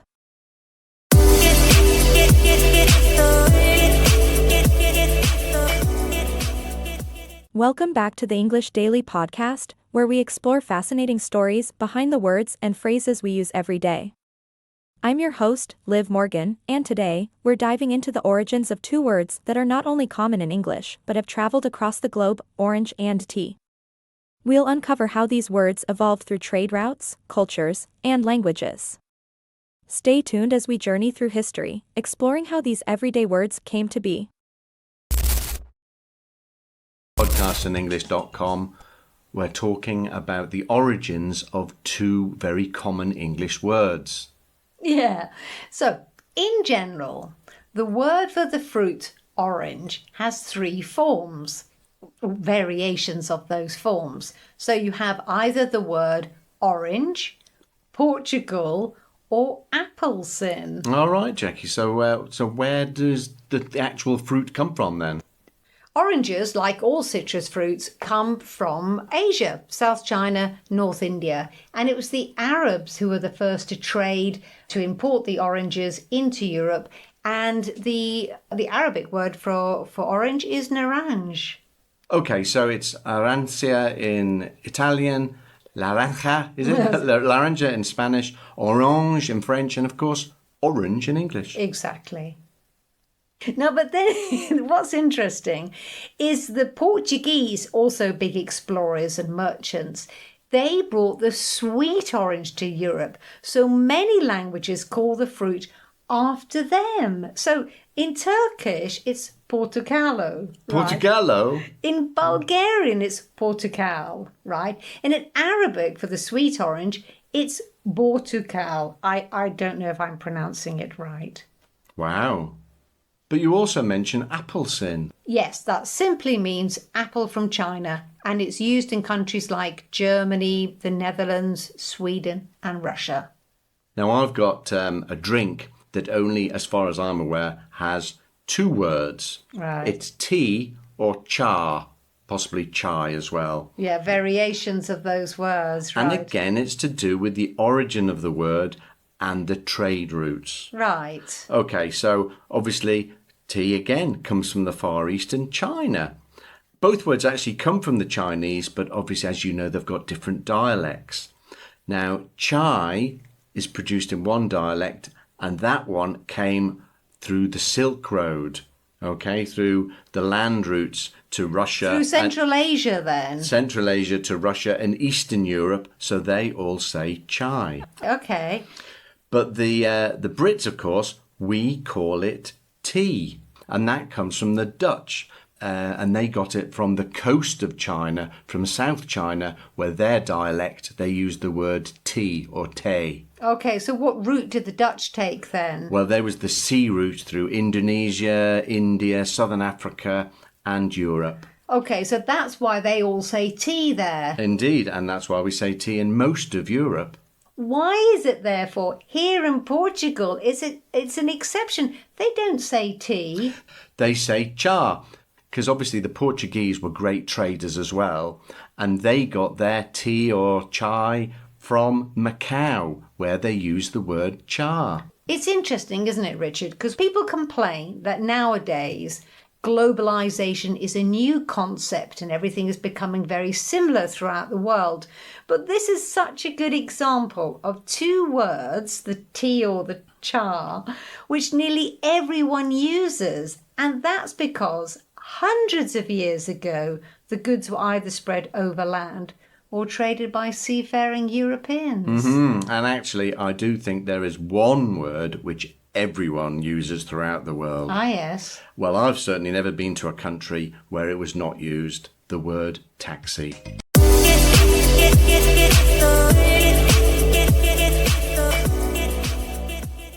Thank you for tuning in to today's episode of the English Daily Podcast, where we explored the rich history behind the words orange and tea. Before we go, let's take a moment to break down some interesting idioms and expressions connected to these words. First, the phrase a bitter pill to swallow can be linked to the tea drinking culture. Tea especially green tea, was originally quite bitter in taste, and this idiom refers to something unpleasant or difficult to accept, much like drinking unsweetened tea might have been for some. Next, spill the tea. Is a modern expression that means to gossip or reveal secrets. It shows how tea has become a social activity associated with sharing stories or juicy details, just like sitting down for a chat over a cup of tea. 4. Orange. We often hear the expression to compare apples and oranges, which means to compare to very different things. This reflects how oranges, though part of the citrus family, are distinct from apples, making any comparison between them unreasonable or unfair. And finally, the phrase, not my cup of tea, is a classic English idiom meaning something that is not to someone's liking. Just like different people prefer different types of tea, not everything suits everyone's taste. I hope these phrases add a little extra flavor to your English vocabulary. If you enjoyed today's episode, don't forget to subscribe and leave a review. I'm Liv Morgan, and this is the English Daily Podcast, where every word has a story.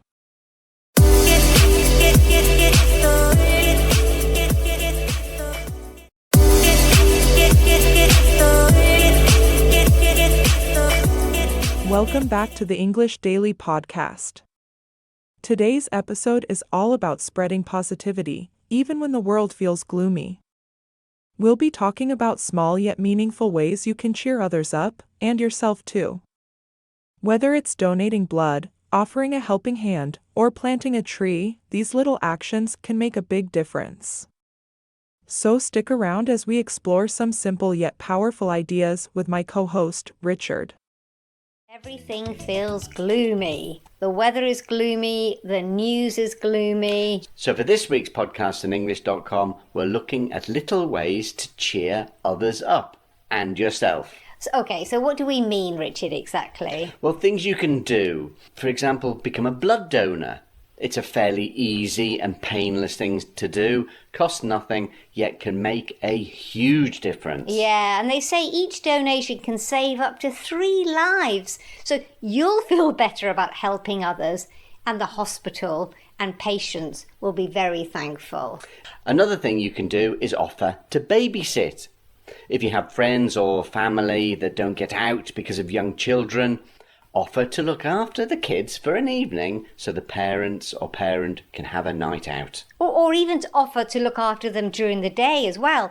Take them to the park. So again, the parents can have some time to themselves. Something else to donate, Richard, is food. Sadly, food banks in the UK anyway have become a vital source of food for many people who find the cost of living too high. So you can buy extra tins of things and drop these off at a food bank. Yes, and also supermarkets often have schemes, don't they? Sometimes you can leave food at the checkout, for instance. Yeah.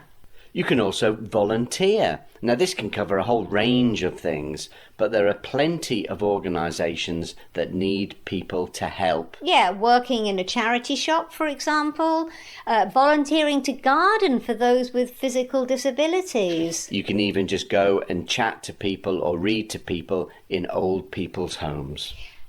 I think also, Richard, give away the things you no longer need. Not worthless things, but like tools, for example. Tools that work, but you no longer use. Yes, an old computer, sewing machine, gardening tools, things like that. Find an organisation that could use them. Talking about gardening tools, you could also plant a tree. So more and more evidence shows that trees are a good way forward of controlling climate change. Not just by providing shade and reducing carbon dioxide, but they are a source of food and shelter for so many creatures. And if you have a small plot of land, plant a small one. And if you don't have any land, contribute to a tree planting scheme near you. Especially if you live in a town, they can lower a city's summer temperature by up to 8 degrees centigrade. And also, in general, you can keep a lookout for little ways to help strangers. Yeah. For instance, giving up your seat on a bus or a train. opening the door to someone who would like you to do that. I'm thinking like a parent with a pram, for example, or helping to carry the pram upstairs. You could also give a lift to someone. We live in a rural area, and you often see someone carrying their heavy shopping back from the market. Even if it's only a kilometre or two, that can be a great help, especially for old people. Yeah, so I think what we're saying, Richard, is a friendly "can I help?" makes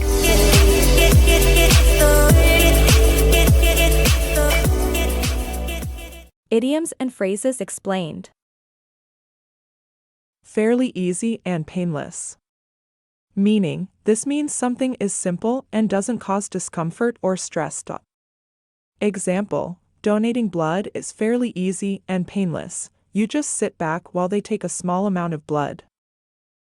Cost nothing. Meaning, this means it doesn't require money. Example, becoming a blood donor costs nothing, yet it can help save lives.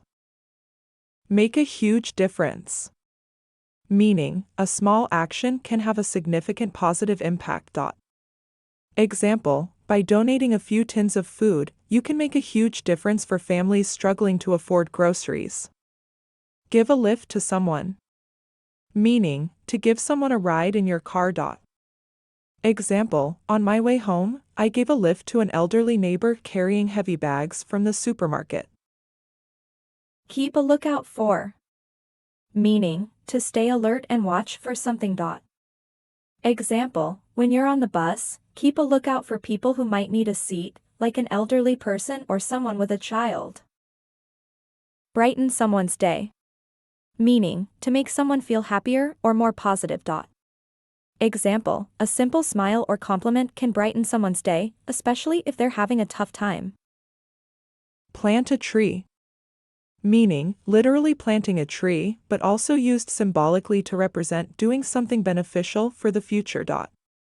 Example, planting a tree in your garden not only improves your surroundings, but also helps combat climate change. Lower a city's summer temperature by up to 8 degrees. Meaning, planting trees can cool cities by providing shade and reducing the heat. Example, by planting more trees, urban planners hope to lower the city's summer temperature by up to 8 degrees, making it more bearable during heat waves. That's it for today's episode of English Daily Podcast. Remember, even the smallest gesture can make someone's day a little better, and in turn, it'll lift your own spirits too. We hope these ideas inspired you to take action and spread some positivity. Thanks for listening, and we'll catch you in the next episode.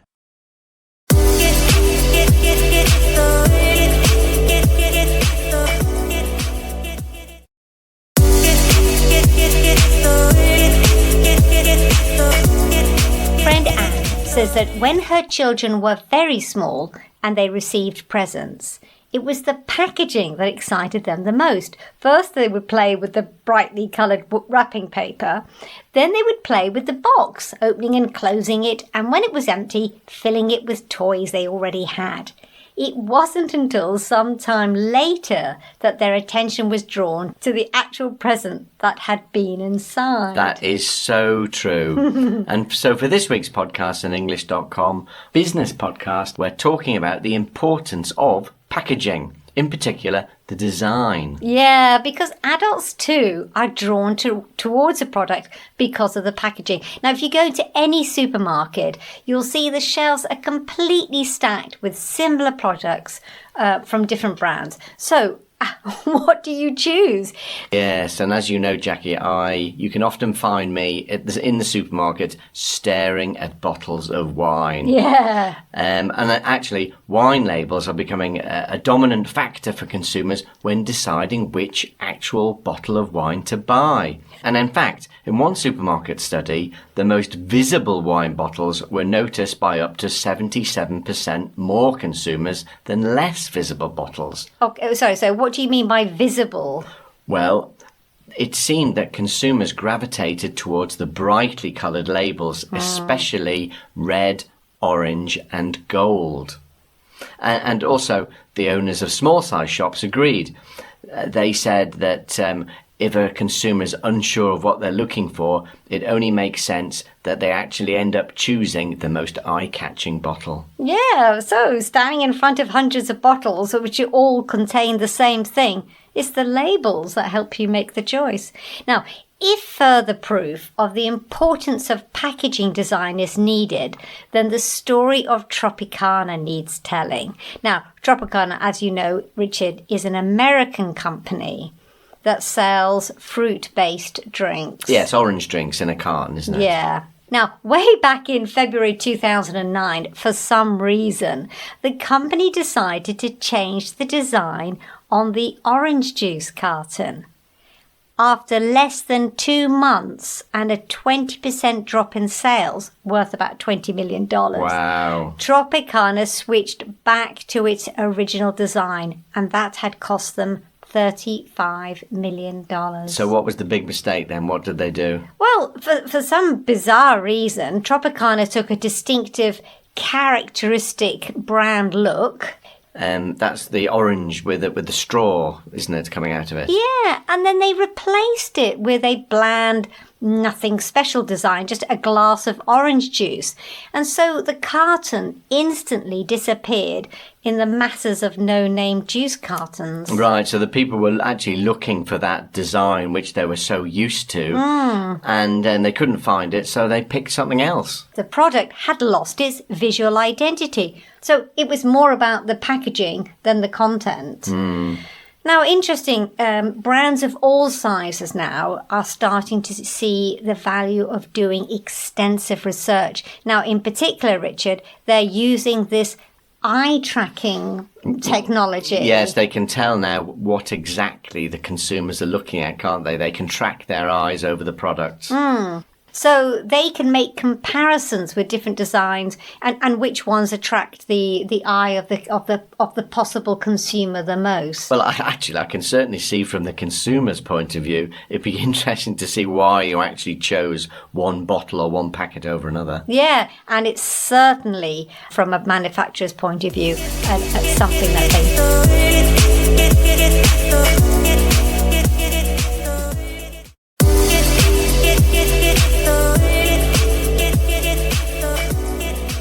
Welcome to English Daily Podcast. I'm Liv Morgan, and today we're exploring a fascinating topic, national identity in mainland Britain. Let me start by sharing a story.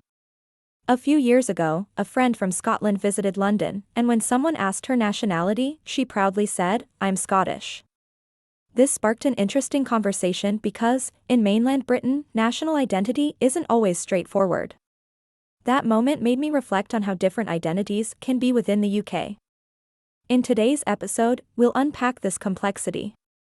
In the 2011 census, for the first time, people were given the choice to identify as English, Scottish, Welsh, British, or even a combination. The results were surprising and reveal how history, traditions, and symbols shape our sense of who we are. Let's dive in.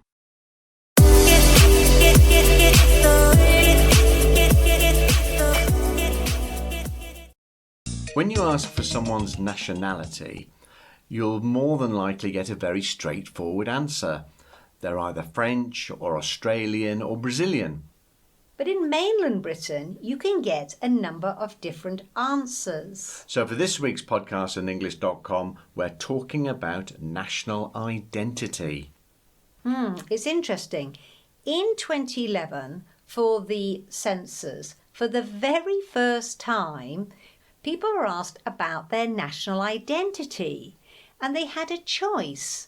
They could choose between English, Welsh, Scottish, Northern Irish, of course, British or other, and you can tick as many as you wanted. So you could be British and Scottish at the same time. Exactly. But what's quite interesting, Richard, was that in Scotland, for example, 62% of the people said they were only Scottish. And not British. They didn't tick the British box. Right. Not surprising, really, I suppose, because Scotland is quite different from the rest of the UK, isn't it? Can you explain that? Well, they have a very strong national identity, don't they? you think of the bagpipes, the music, yeah. The clothing they wear. Well, obviously the tartan, the kilt. Exactly. Fair Isle jumpers. Haggis. Their food, yes. And of course they have a very different way of talking, a distinct dialect. These may be stereotypes, but they do create a sense of community, I suppose. So what about the Welsh then? What about them? Fairly similar, actually, Richard. 57% of people in Wales only ticked the Welsh box. And again, Wales is a very different place, isn't it? The Welsh language, of course. A lot of the Welsh people speak Welsh as a first language. Yeah, it's estimated that 29% of the population of Wales, aged 3 and over, are able to speak the language. That's amazing. It is. And if you go to especially a rugby match in Wales, you'll hear all those people singing the Welsh national anthem in Welsh. In Welsh. Yes. With passion and with pride. Exactly. And of course, they have that wonderful flag, the flag of Wales with the red dragon on it. And recently the footballers said, we're all extremely proud to wear the dragon on our chest. So what about the English then? That's who we're left with. Well, mainland Britain, yes. Interestingly, in England, 60% of people said only English. Interesting. I thought that was far higher. Far higher than I thought. Because I remember a long time ago, you used to always see the Union Jack, the flag of Britain in England. But now you often see the George Cross, the Red Cross of England as the flag. So it is becoming more popular, I think, to be English. So Jackie, you're English then. So what do you put in the census? I would absolutely put British only. Why is that? I love the difference between all the different cultures of Britain, and I prefer to identify with all of those. But I would say that the English do have a great sense of humour, a good sense of fairness, and actually a fantastic sense of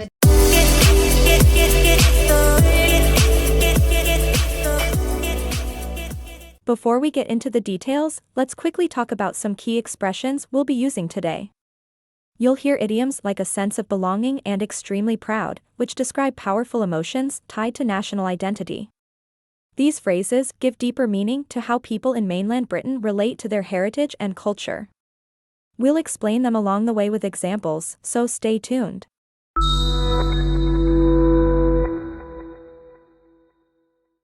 A sense of belonging. Explanation: feeling part of a group or community. Example: in Wales, the Welsh language and national anthem give people a strong sense of belonging, especially during big rugby matches. In passion and with pride. Explanation: doing something with strong emotion and a sense of pride. Example: Welsh rugby fans sing their national anthem in passion and with pride, making their love for their country clear. A long time ago. Explanation: referring to something in the distant past. Example: a long time ago, you'd often see the Union Jack in England, but today the George Cross is more commonly flown. Tick all the boxes. Explanation: fulfilling all requirements or expectations. Example: in the census, people in Scotland could tick all the boxes for national identity, but many chose only Scottish, not British. Extremely proud. Explanation: feeling a great sense of pride. Example: Welsh footballers said they were extremely proud to wear the dragon on their chest, showing just how important their national identity is to them.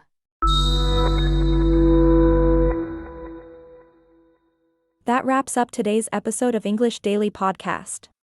We hope this look at national identity in mainland Britain helped you understand the diverse ways people see themselves in the UK. Whether British, Scottish, Welsh, or English, each identity adds to the rich culture of the country. Thanks for listening, and don't forget to subscribe for more conversations about life, language, and culture. See you next time.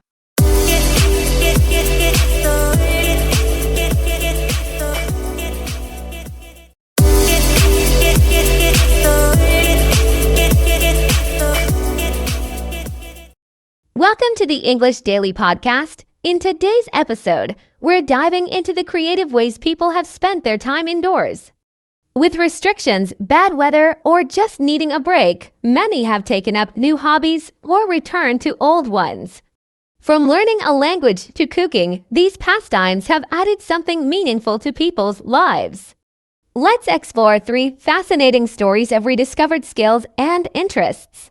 There are a number of reasons people have to stay inside. The weather can be terrible. Or an illness, perhaps. Or perhaps there's a lockdown. Whatever the reason, people often take up a new hobby. Yes. So for this week's podcast on English.com, we're talking about 3 interesting pastimes and skills that people have discovered while staying indoors. Now, Jackie, what's the first one that you found? What's quite interesting is with extra time on their hands, many people often go back to a skill that they learnt when they were younger. Now, one example is Martin, who has taken up juggling again. Juggling? Yeah. So he taught himself as a child, right? But he hasn't done it for years. So when he was alone at home with his young child, he realised it was a good way of entertaining her. Right, okay, so he's doing it for her then, is he? Well, partly, yes. But it's not just that.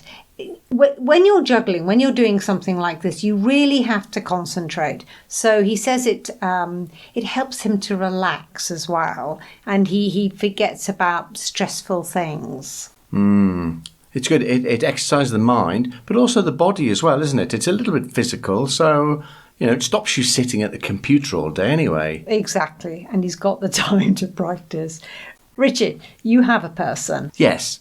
Well, learning a new language isn't a particularly novel pastime, but many people are learning a new language to get back to their roots. Okay, what do you mean? Well, Roger, he was born in South Wales. But his mother's grandfather was the last person in his family to speak the Welsh language. So why was that then? Well, interestingly, he said that in the past, speaking Welsh or even having a Welsh accent was seen as a negative thing. Really? Well, that's changed now. Yes, definitely.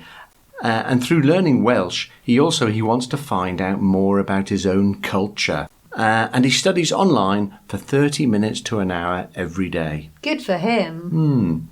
And what about the last person, Jackie? Well, the last one is the one that I like the most. Sana is learning how to make pasta from scratch, which I mean, not buying it in the shop, because obviously when Italian food is her favourite, right? And when all the restaurants closed, she decided to have a go. Again, she had tried in the past, not very successfully, but she ordered a pasta machine. She looked at the classes online on YouTube and had a go. Now she's doing really well. I must admit, I don't know much about making pasta, but I do know you need flour, don't you? Yeah, that was her main problem. But she said in her store cupboard, in her pantry, she did have a lot of flour left over from previous attempts. Just as well, because it's quite difficult to get a hold of now.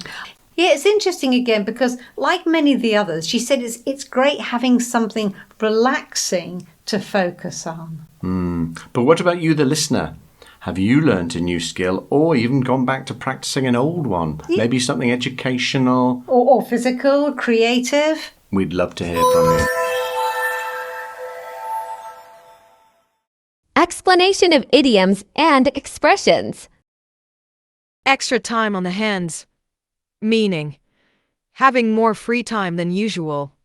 Example, with extra time on her hands, Sarah decided to start painting again. Take up a new hobby.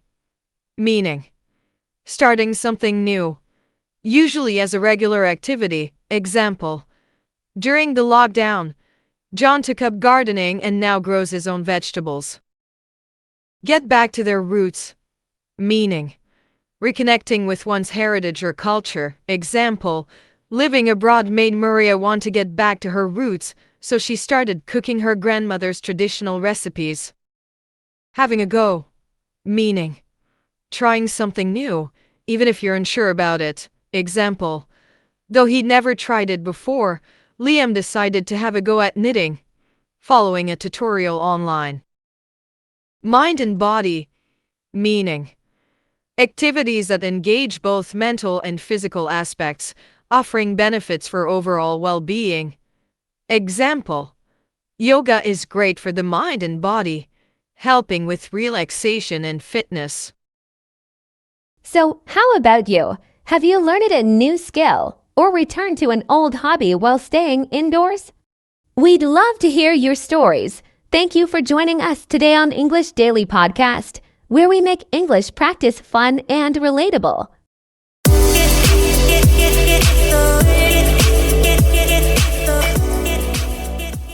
Welcome to the English Daily Podcast. This week, we're exploring the fascinating world of wildlife and the big 5 animals of Africa, the most iconic creatures sought by safari visitors.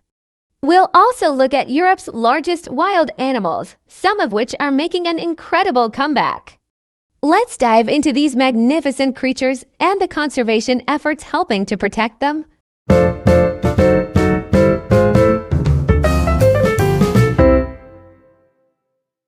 For this week's podcast at English.com, we're talking about the Big 5. Now, visitors on an African safari usually hope to spot the Big 5, the most impressive, the most iconic animals. Richard. Yes. What do you think the Big 5 are? I haven't done my homework on this, I'm afraid. The lion, the hippopotamus, the giraffe. Okay, I'll stop you there. Now, the hippo is big, isn't it? Yes. But it's not considered one of the iconic, most impressive animals. It's the lion, the leopard, the water buffalo, Okay. the rhino, and the elephant. Right, I can understand that. Okay, but there are, of course, big animals all around the world. What do you think is the UK's largest animal? I think that is the red deer. You've got that one correct. Big stags found in Scotland. I know that. Yeah, absolutely. And then in Europe, mainland Europe, Richard, what do you think is the continent's largest wild land mammal? I think I read something about this. I think it's a buffalo, isn't it? Is that right? It's the bison. Oh, I thought the bison was only in North America. Nope, the European bison. Now, it used to be extinct in the wild, Richard, but it's part of this huge rewilding project that they have in Europe, a big European initiative. Wow. There are now 7,000 bison living in Europe. Wow. Mainly Poland and Belarus. So a success then, that's for sure. What do you think the other 5 could be then? Sorry, the other 4. If the bison is number 1. The bear. Is it the brown bear? The brown bear. 17,000, Richard, brown bear now live in Europe. Wow. And you're talking about reintroductions. Yeah. What about the wolf? Yes, well done. 12,000 wolves now. Right, okay. And I think they're trying to reintroduce, aren't they, the lynx in Portugal and Spain, the wild cat? 9,000 lynx. And the last one? The reindeer. No, it's the wolverine. The wolverine? I know, which I didn't even know was a real animal. I thought it was mythical. But obviously these are all in Europe, Richard, not in the UK. Right. They are trying to do a lot of rewilding in the UK. Conservationists are trying to push it. I know they've introduced the beaver, haven't they? In the south. A little bit controversial, though. Well, some people aren't in favour. Farmers. Not sure why. Obviously, they build their dams and obviously has some effect on the land. But over the years now, they've realised this dam building has actually benefited all the other animals and the countryside, and there are fewer cases of flooding now. And biodiversity, yes, as you say, and flooding. But it's difficult, isn't it? Because we live in Portugal and we have wild boar that come into the garden, and we can see firsthand the damage. They do a lot of damage. And I know, yes, with wolves and people keeping sheep. And I know they've had problems with bears in the Pyrenees. Well, Richard, we like walking in the countryside. Can you imagine coming across a bear? No. No. But I think it's about getting the balance right. The idea that both people and wildlife will benefit in the long term.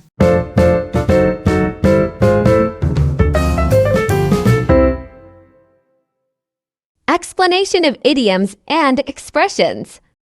Do your homework on meaning. To prepare or research a topic thoroughly. Example. Before their trip, Emma did her homework on the best places to spot wildlife in Kenya. Rewilding. Meaning. A conservation effort to reintroduce species to areas where they once lived, restoring ecosystems. A little bit controversial. Meaning. A topic or action that people have mixed feelings about or disagree on. Example, bringing wolves back to the wild has been a little bit controversial due to farmers' concerns. Benefit in environmental context. Meaning, to improve or have a positive effect on nature or the environment. Example, beaver dams benefit ecosystems by preventing erosion and creating habitats for other animals. Biodiversity. Meaning, the variety of plant and animal life in an area, crucial for a healthy ecosystem. Example, with rewilding, biodiversity has increased, attracting more birds and smaller mammals.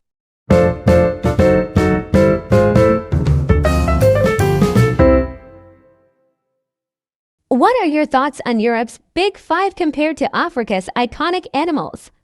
Let us know. Thanks for joining us on English Daily Podcast today. Stay tuned for more exciting stories and expressions to enhance your English learning journey.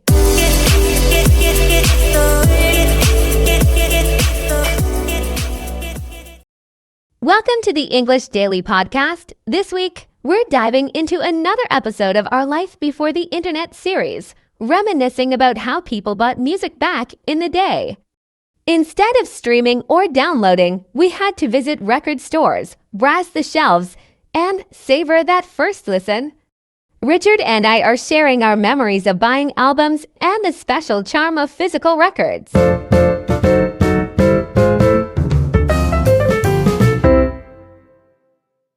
Nowadays, many of us listen to music through our phones or simply download songs over the internet. Yeah, we can download as many as we like and even use software to live stream songs without having to download them at all. Yes, but for this week's podcast on English.com, in the second of our Life Before the Internet series, we're actually talking about buying records. When we went to the shops to buy a physical record. Richard, can you remember buying your first album? I can, definitely. Ian Dury and the Blockheads.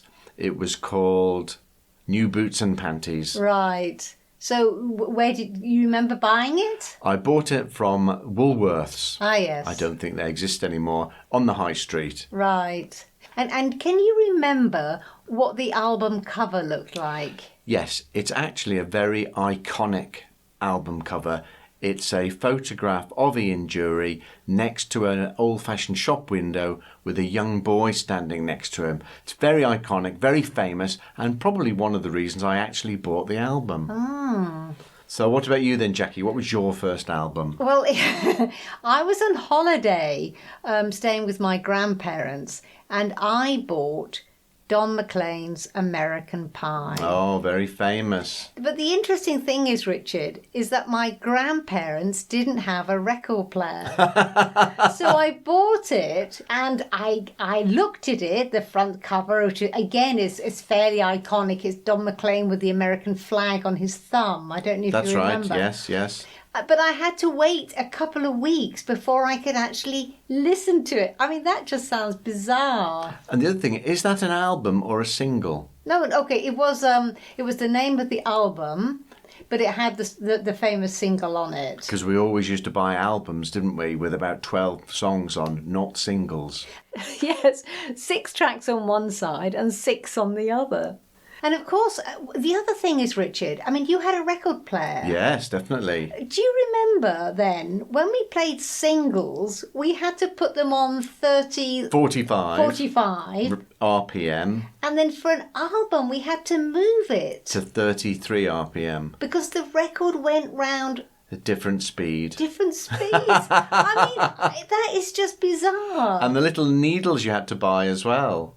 The needles? The needles that actually went onto the vinyl record. I don't think I actually changed mine. Anyway, that's just hilarious. What about CDs? What was your first CD? I don't remember. Because it wasn't such a big thing. I mean, they had a little book and sometimes the covers were quite nice, but actually nothing beats going to the shops and buying a proper album. I don't know. It was more special for me. Okay, I still had a lot of CDs, I have to say. A little bit disappointed, though, because they said you can't scratch them. And that was a lie. They did become scratched. So, Richard, when was the last time you bought a record or bought a song? A physical record or a CD or anything, I can't remember. Years and years and years ago. The sheer joy of buying a physical record has gone. I think that's a real shame.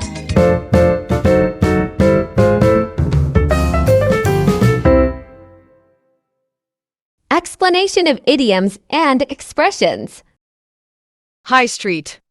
Meaning, refers to the main commercial street in a town or city, often filled with shops and services. Example, I remember going down to the high street every Saturday to see the latest music releases. Iconic. Meaning, something highly recognizable or symbolic, often admired. Example, the American Pie album cover, with the flag on Don McLean's thumb, is an iconic image in music history. RPM, revolutions per minute. Meaning, a measurement of how fast a record spins on a player, determining playback speed. Example, singles had to be played at 45 revolutions per minute, while albums played at 33 revolutions per minute. Nothing beats. Meaning, used to say that nothing compares to or is better than something else. Example, for music lovers, nothing beats the feeling of holding a new vinyl album. Sheer joy. Meaning, pure and intense happiness or pleasure. Example, for many, the sheer joy of flipping through records and choosing an album was an experience in itself.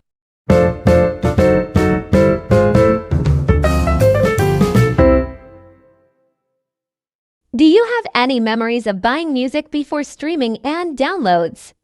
We'd love to hear from you. Thanks for tuning in to the English Daily Podcast. Join us next time for more reflections and language practice to enrich your English journey.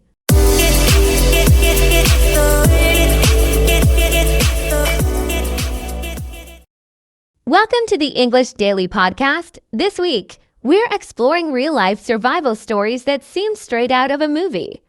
While films often show characters surviving extreme situations, today we're sharing the incredible tales of real people who overcame life-threatening experiences. From a hiker's fall in a canyon to a skydiver's terrifying parachute failure, these stories remind us of the resilience and willpower of the human spirit.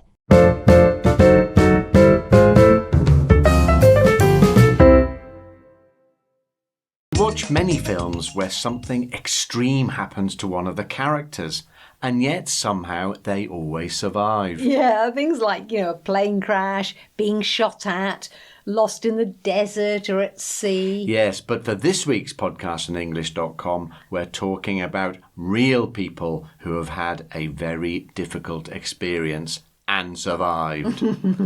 So, Jackie, tell me about your person. My person is called Danelle. She's an American woman. And she fell down a canyon. Right. In the middle of December, in the middle of nowhere. Wow. So what happened then? Well, she was running in a remote canyon trail. And there was black ice. And basically, she slipped and fell 60 feet. Right, okay. But she landed on a ledge. And below her was the sheer drop. Ooh. Was she in pain? She was in excruciating pain, she said. Her pelvis area where she fell, absolutely great pain. She'd broken her pelvis? She found out later, yes, that's what happened. So was she on her own? That's the key question, Richard. The answer is not really. She was out running on her own, but with her dog, Taz. So the dog came down to the ledge where she was, right? And it didn't rescue her? No. But she knew then that she could get out because he had found a way down to the ledge, you see. Right, okay. Now, in great pain, as I said, it took her 5 hours to crawl 1/4 mile.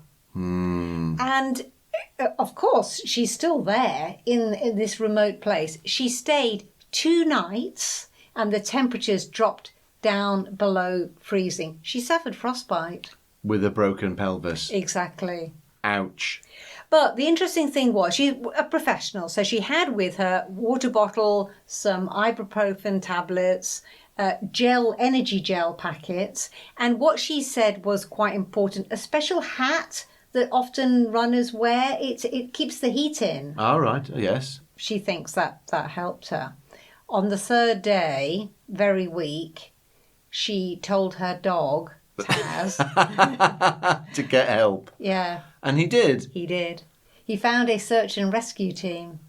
Wow. And then a helicopter came and lifted her out. Wow, what a story. I know. That is a film, isn't it? It is. And what happened to her afterwards? Well, hospital a long time, 3 months in a wheelchair. She's no longer a professional runner, but she's married, she's got 2 kids, and... A dog. The same dog. He's still alive. Just as well. It's an astonishing story. Wow. Richard, what about your person? My person is called Brad, and I know you don't like flying, but this guy... It wasn't a plane crash. He jumped out of a plane. Oh, right. Which was the plan. Right. It was a tandem free fall. Oh, I don't know if I want to hear this story. Normal parachute jumps, they're from about 5,000 feet. Right. He did a free fall out of a plane 15,000 feet. So it's a tandem jump. You're attached to the instructor. Right. So he jumps out of the plane, does the free fall, everything's fine. Right. The instructor then inflates the parachute, doesn't open. No. Parachute doesn't open. Then... So they carry on falling? They're just falling down, spinning, vibrating, and Brad just says he's absolutely terrified. He said he just completely freaked out. And then the reserve, they always have a reserve chute, of course.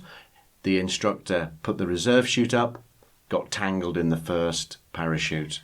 They're plummeting to their deaths. He's panicking. He just knows he's going to die. And then he says, because he did survive, he hit the ground. Oh, my goodness. They both hit the ground and they bounced into a lake on a golf course. And next thing he thought he was going to drown. But somehow, the next thing he knows, I think he must have lost consciousness. But the paramedics arrived. Right. Got him and the instructor out, and they had both survived. Wow. And injuries? Yes, he had broken his spine. Right. And the instructor broke his pelvis and both his legs. Right. So they went to the hospital, and I think he was in the hospital for 3 months now. But the interesting thing was, never mind the physical damage, he had a lot of mental damage. He needed mental therapy. He had nightmares, anxiety, depression. And it took him a long time to get over that. I'm not surprised. The crazy thing is the instructor went back to skydiving. Gosh. So, 2 incredible stories, Richard. So, sometimes those things that happen to people in film.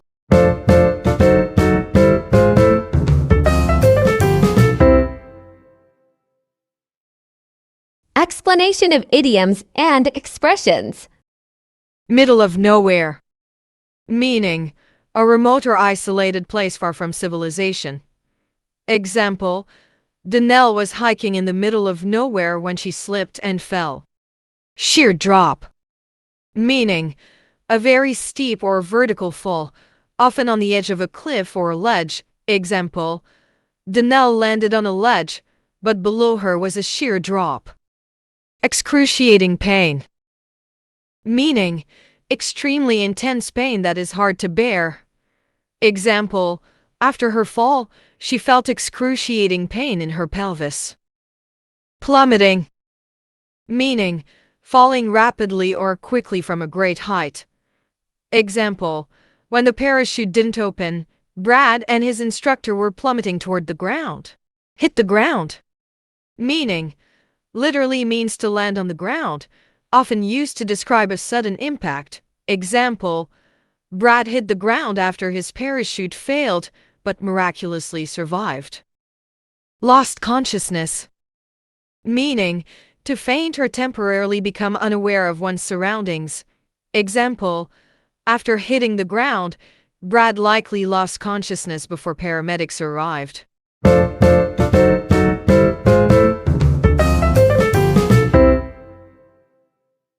Thanks for tuning in to the English Daily Podcast.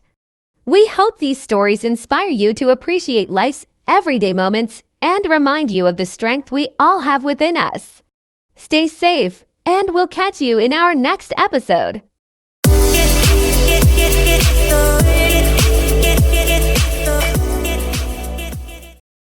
Welcome back to the English Daily Podcast. With the Olympic Games inspiring people to explore new sports, we're diving into the costs of taking up different activities. From low-cost games like football to high-cost equestrian events, there's something here for everyone. Let's see what makes some sports affordable while others come with a hefty price tag.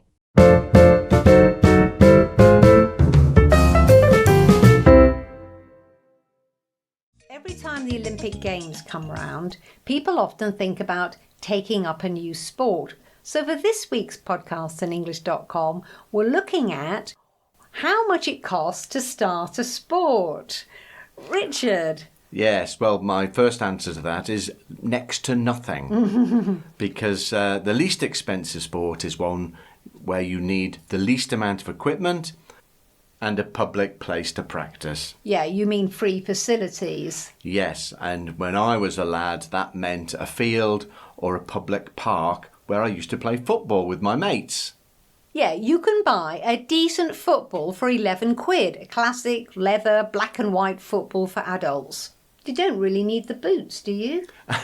Well, funny you should say that. I know some professional footballers today started off from very poor backgrounds and played in bare feet. And other sports where you don't need much equipment and are cheap are things like table tennis, badminton, volleyball. Yeah, and even skateboarding. I mean, you know, you can buy a fairly cheap skateboarding to get you going.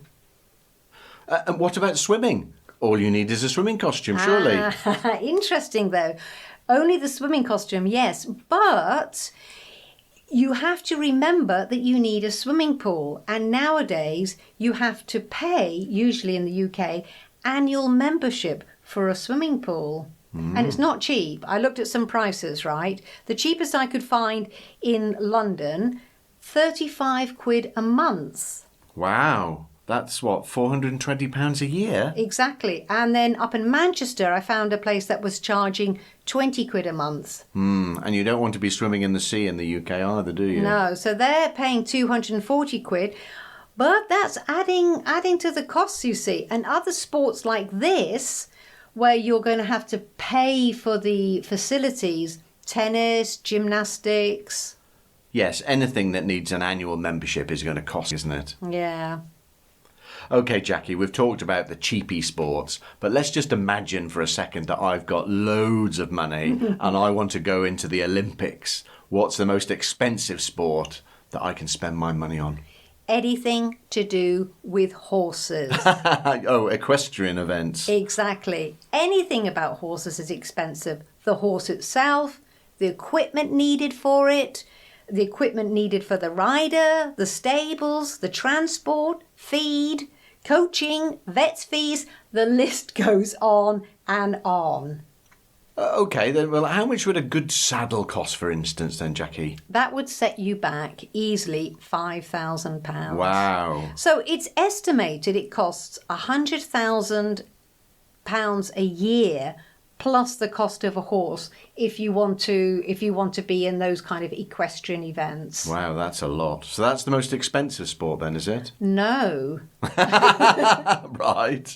Now, the most expensive sport is the one that includes equestrian. Ah, right, okay. The show jumping. Show jumping, yes. And also modern pentathlon? It is the modern pentathlon because it includes, can you remember, Richard, what are the 5 things in the modern pentathlon? I remember, actually. I think it's fencing, swimming, obviously the horse racing, and then there's show jumping. Show jumping, and then there's a running and shooting event as well. Exactly. So that's why, Richard, in the Olympics, only 30 countries entered the competition. Yes, it's a bit boring as well, to be honest. I'll tell you.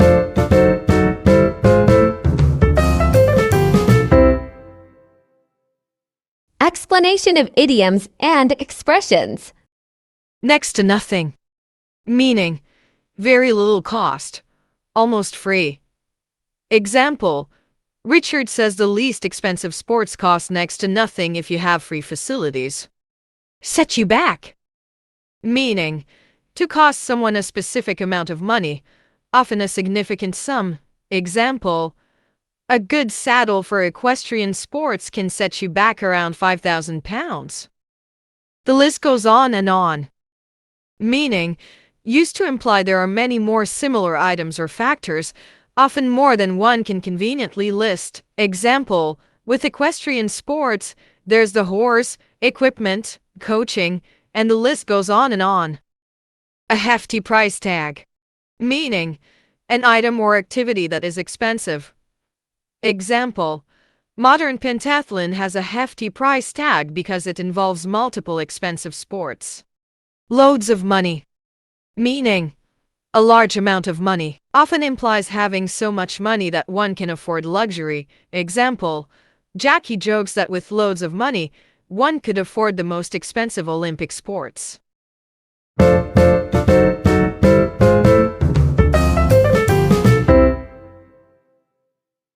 Thanks for tuning into the English Daily Podcast. Whether you're looking to try a sport that's light on the wallet or aim for one that's fit for the Olympics, we hope this episode gave you some insights. See you in our next episode.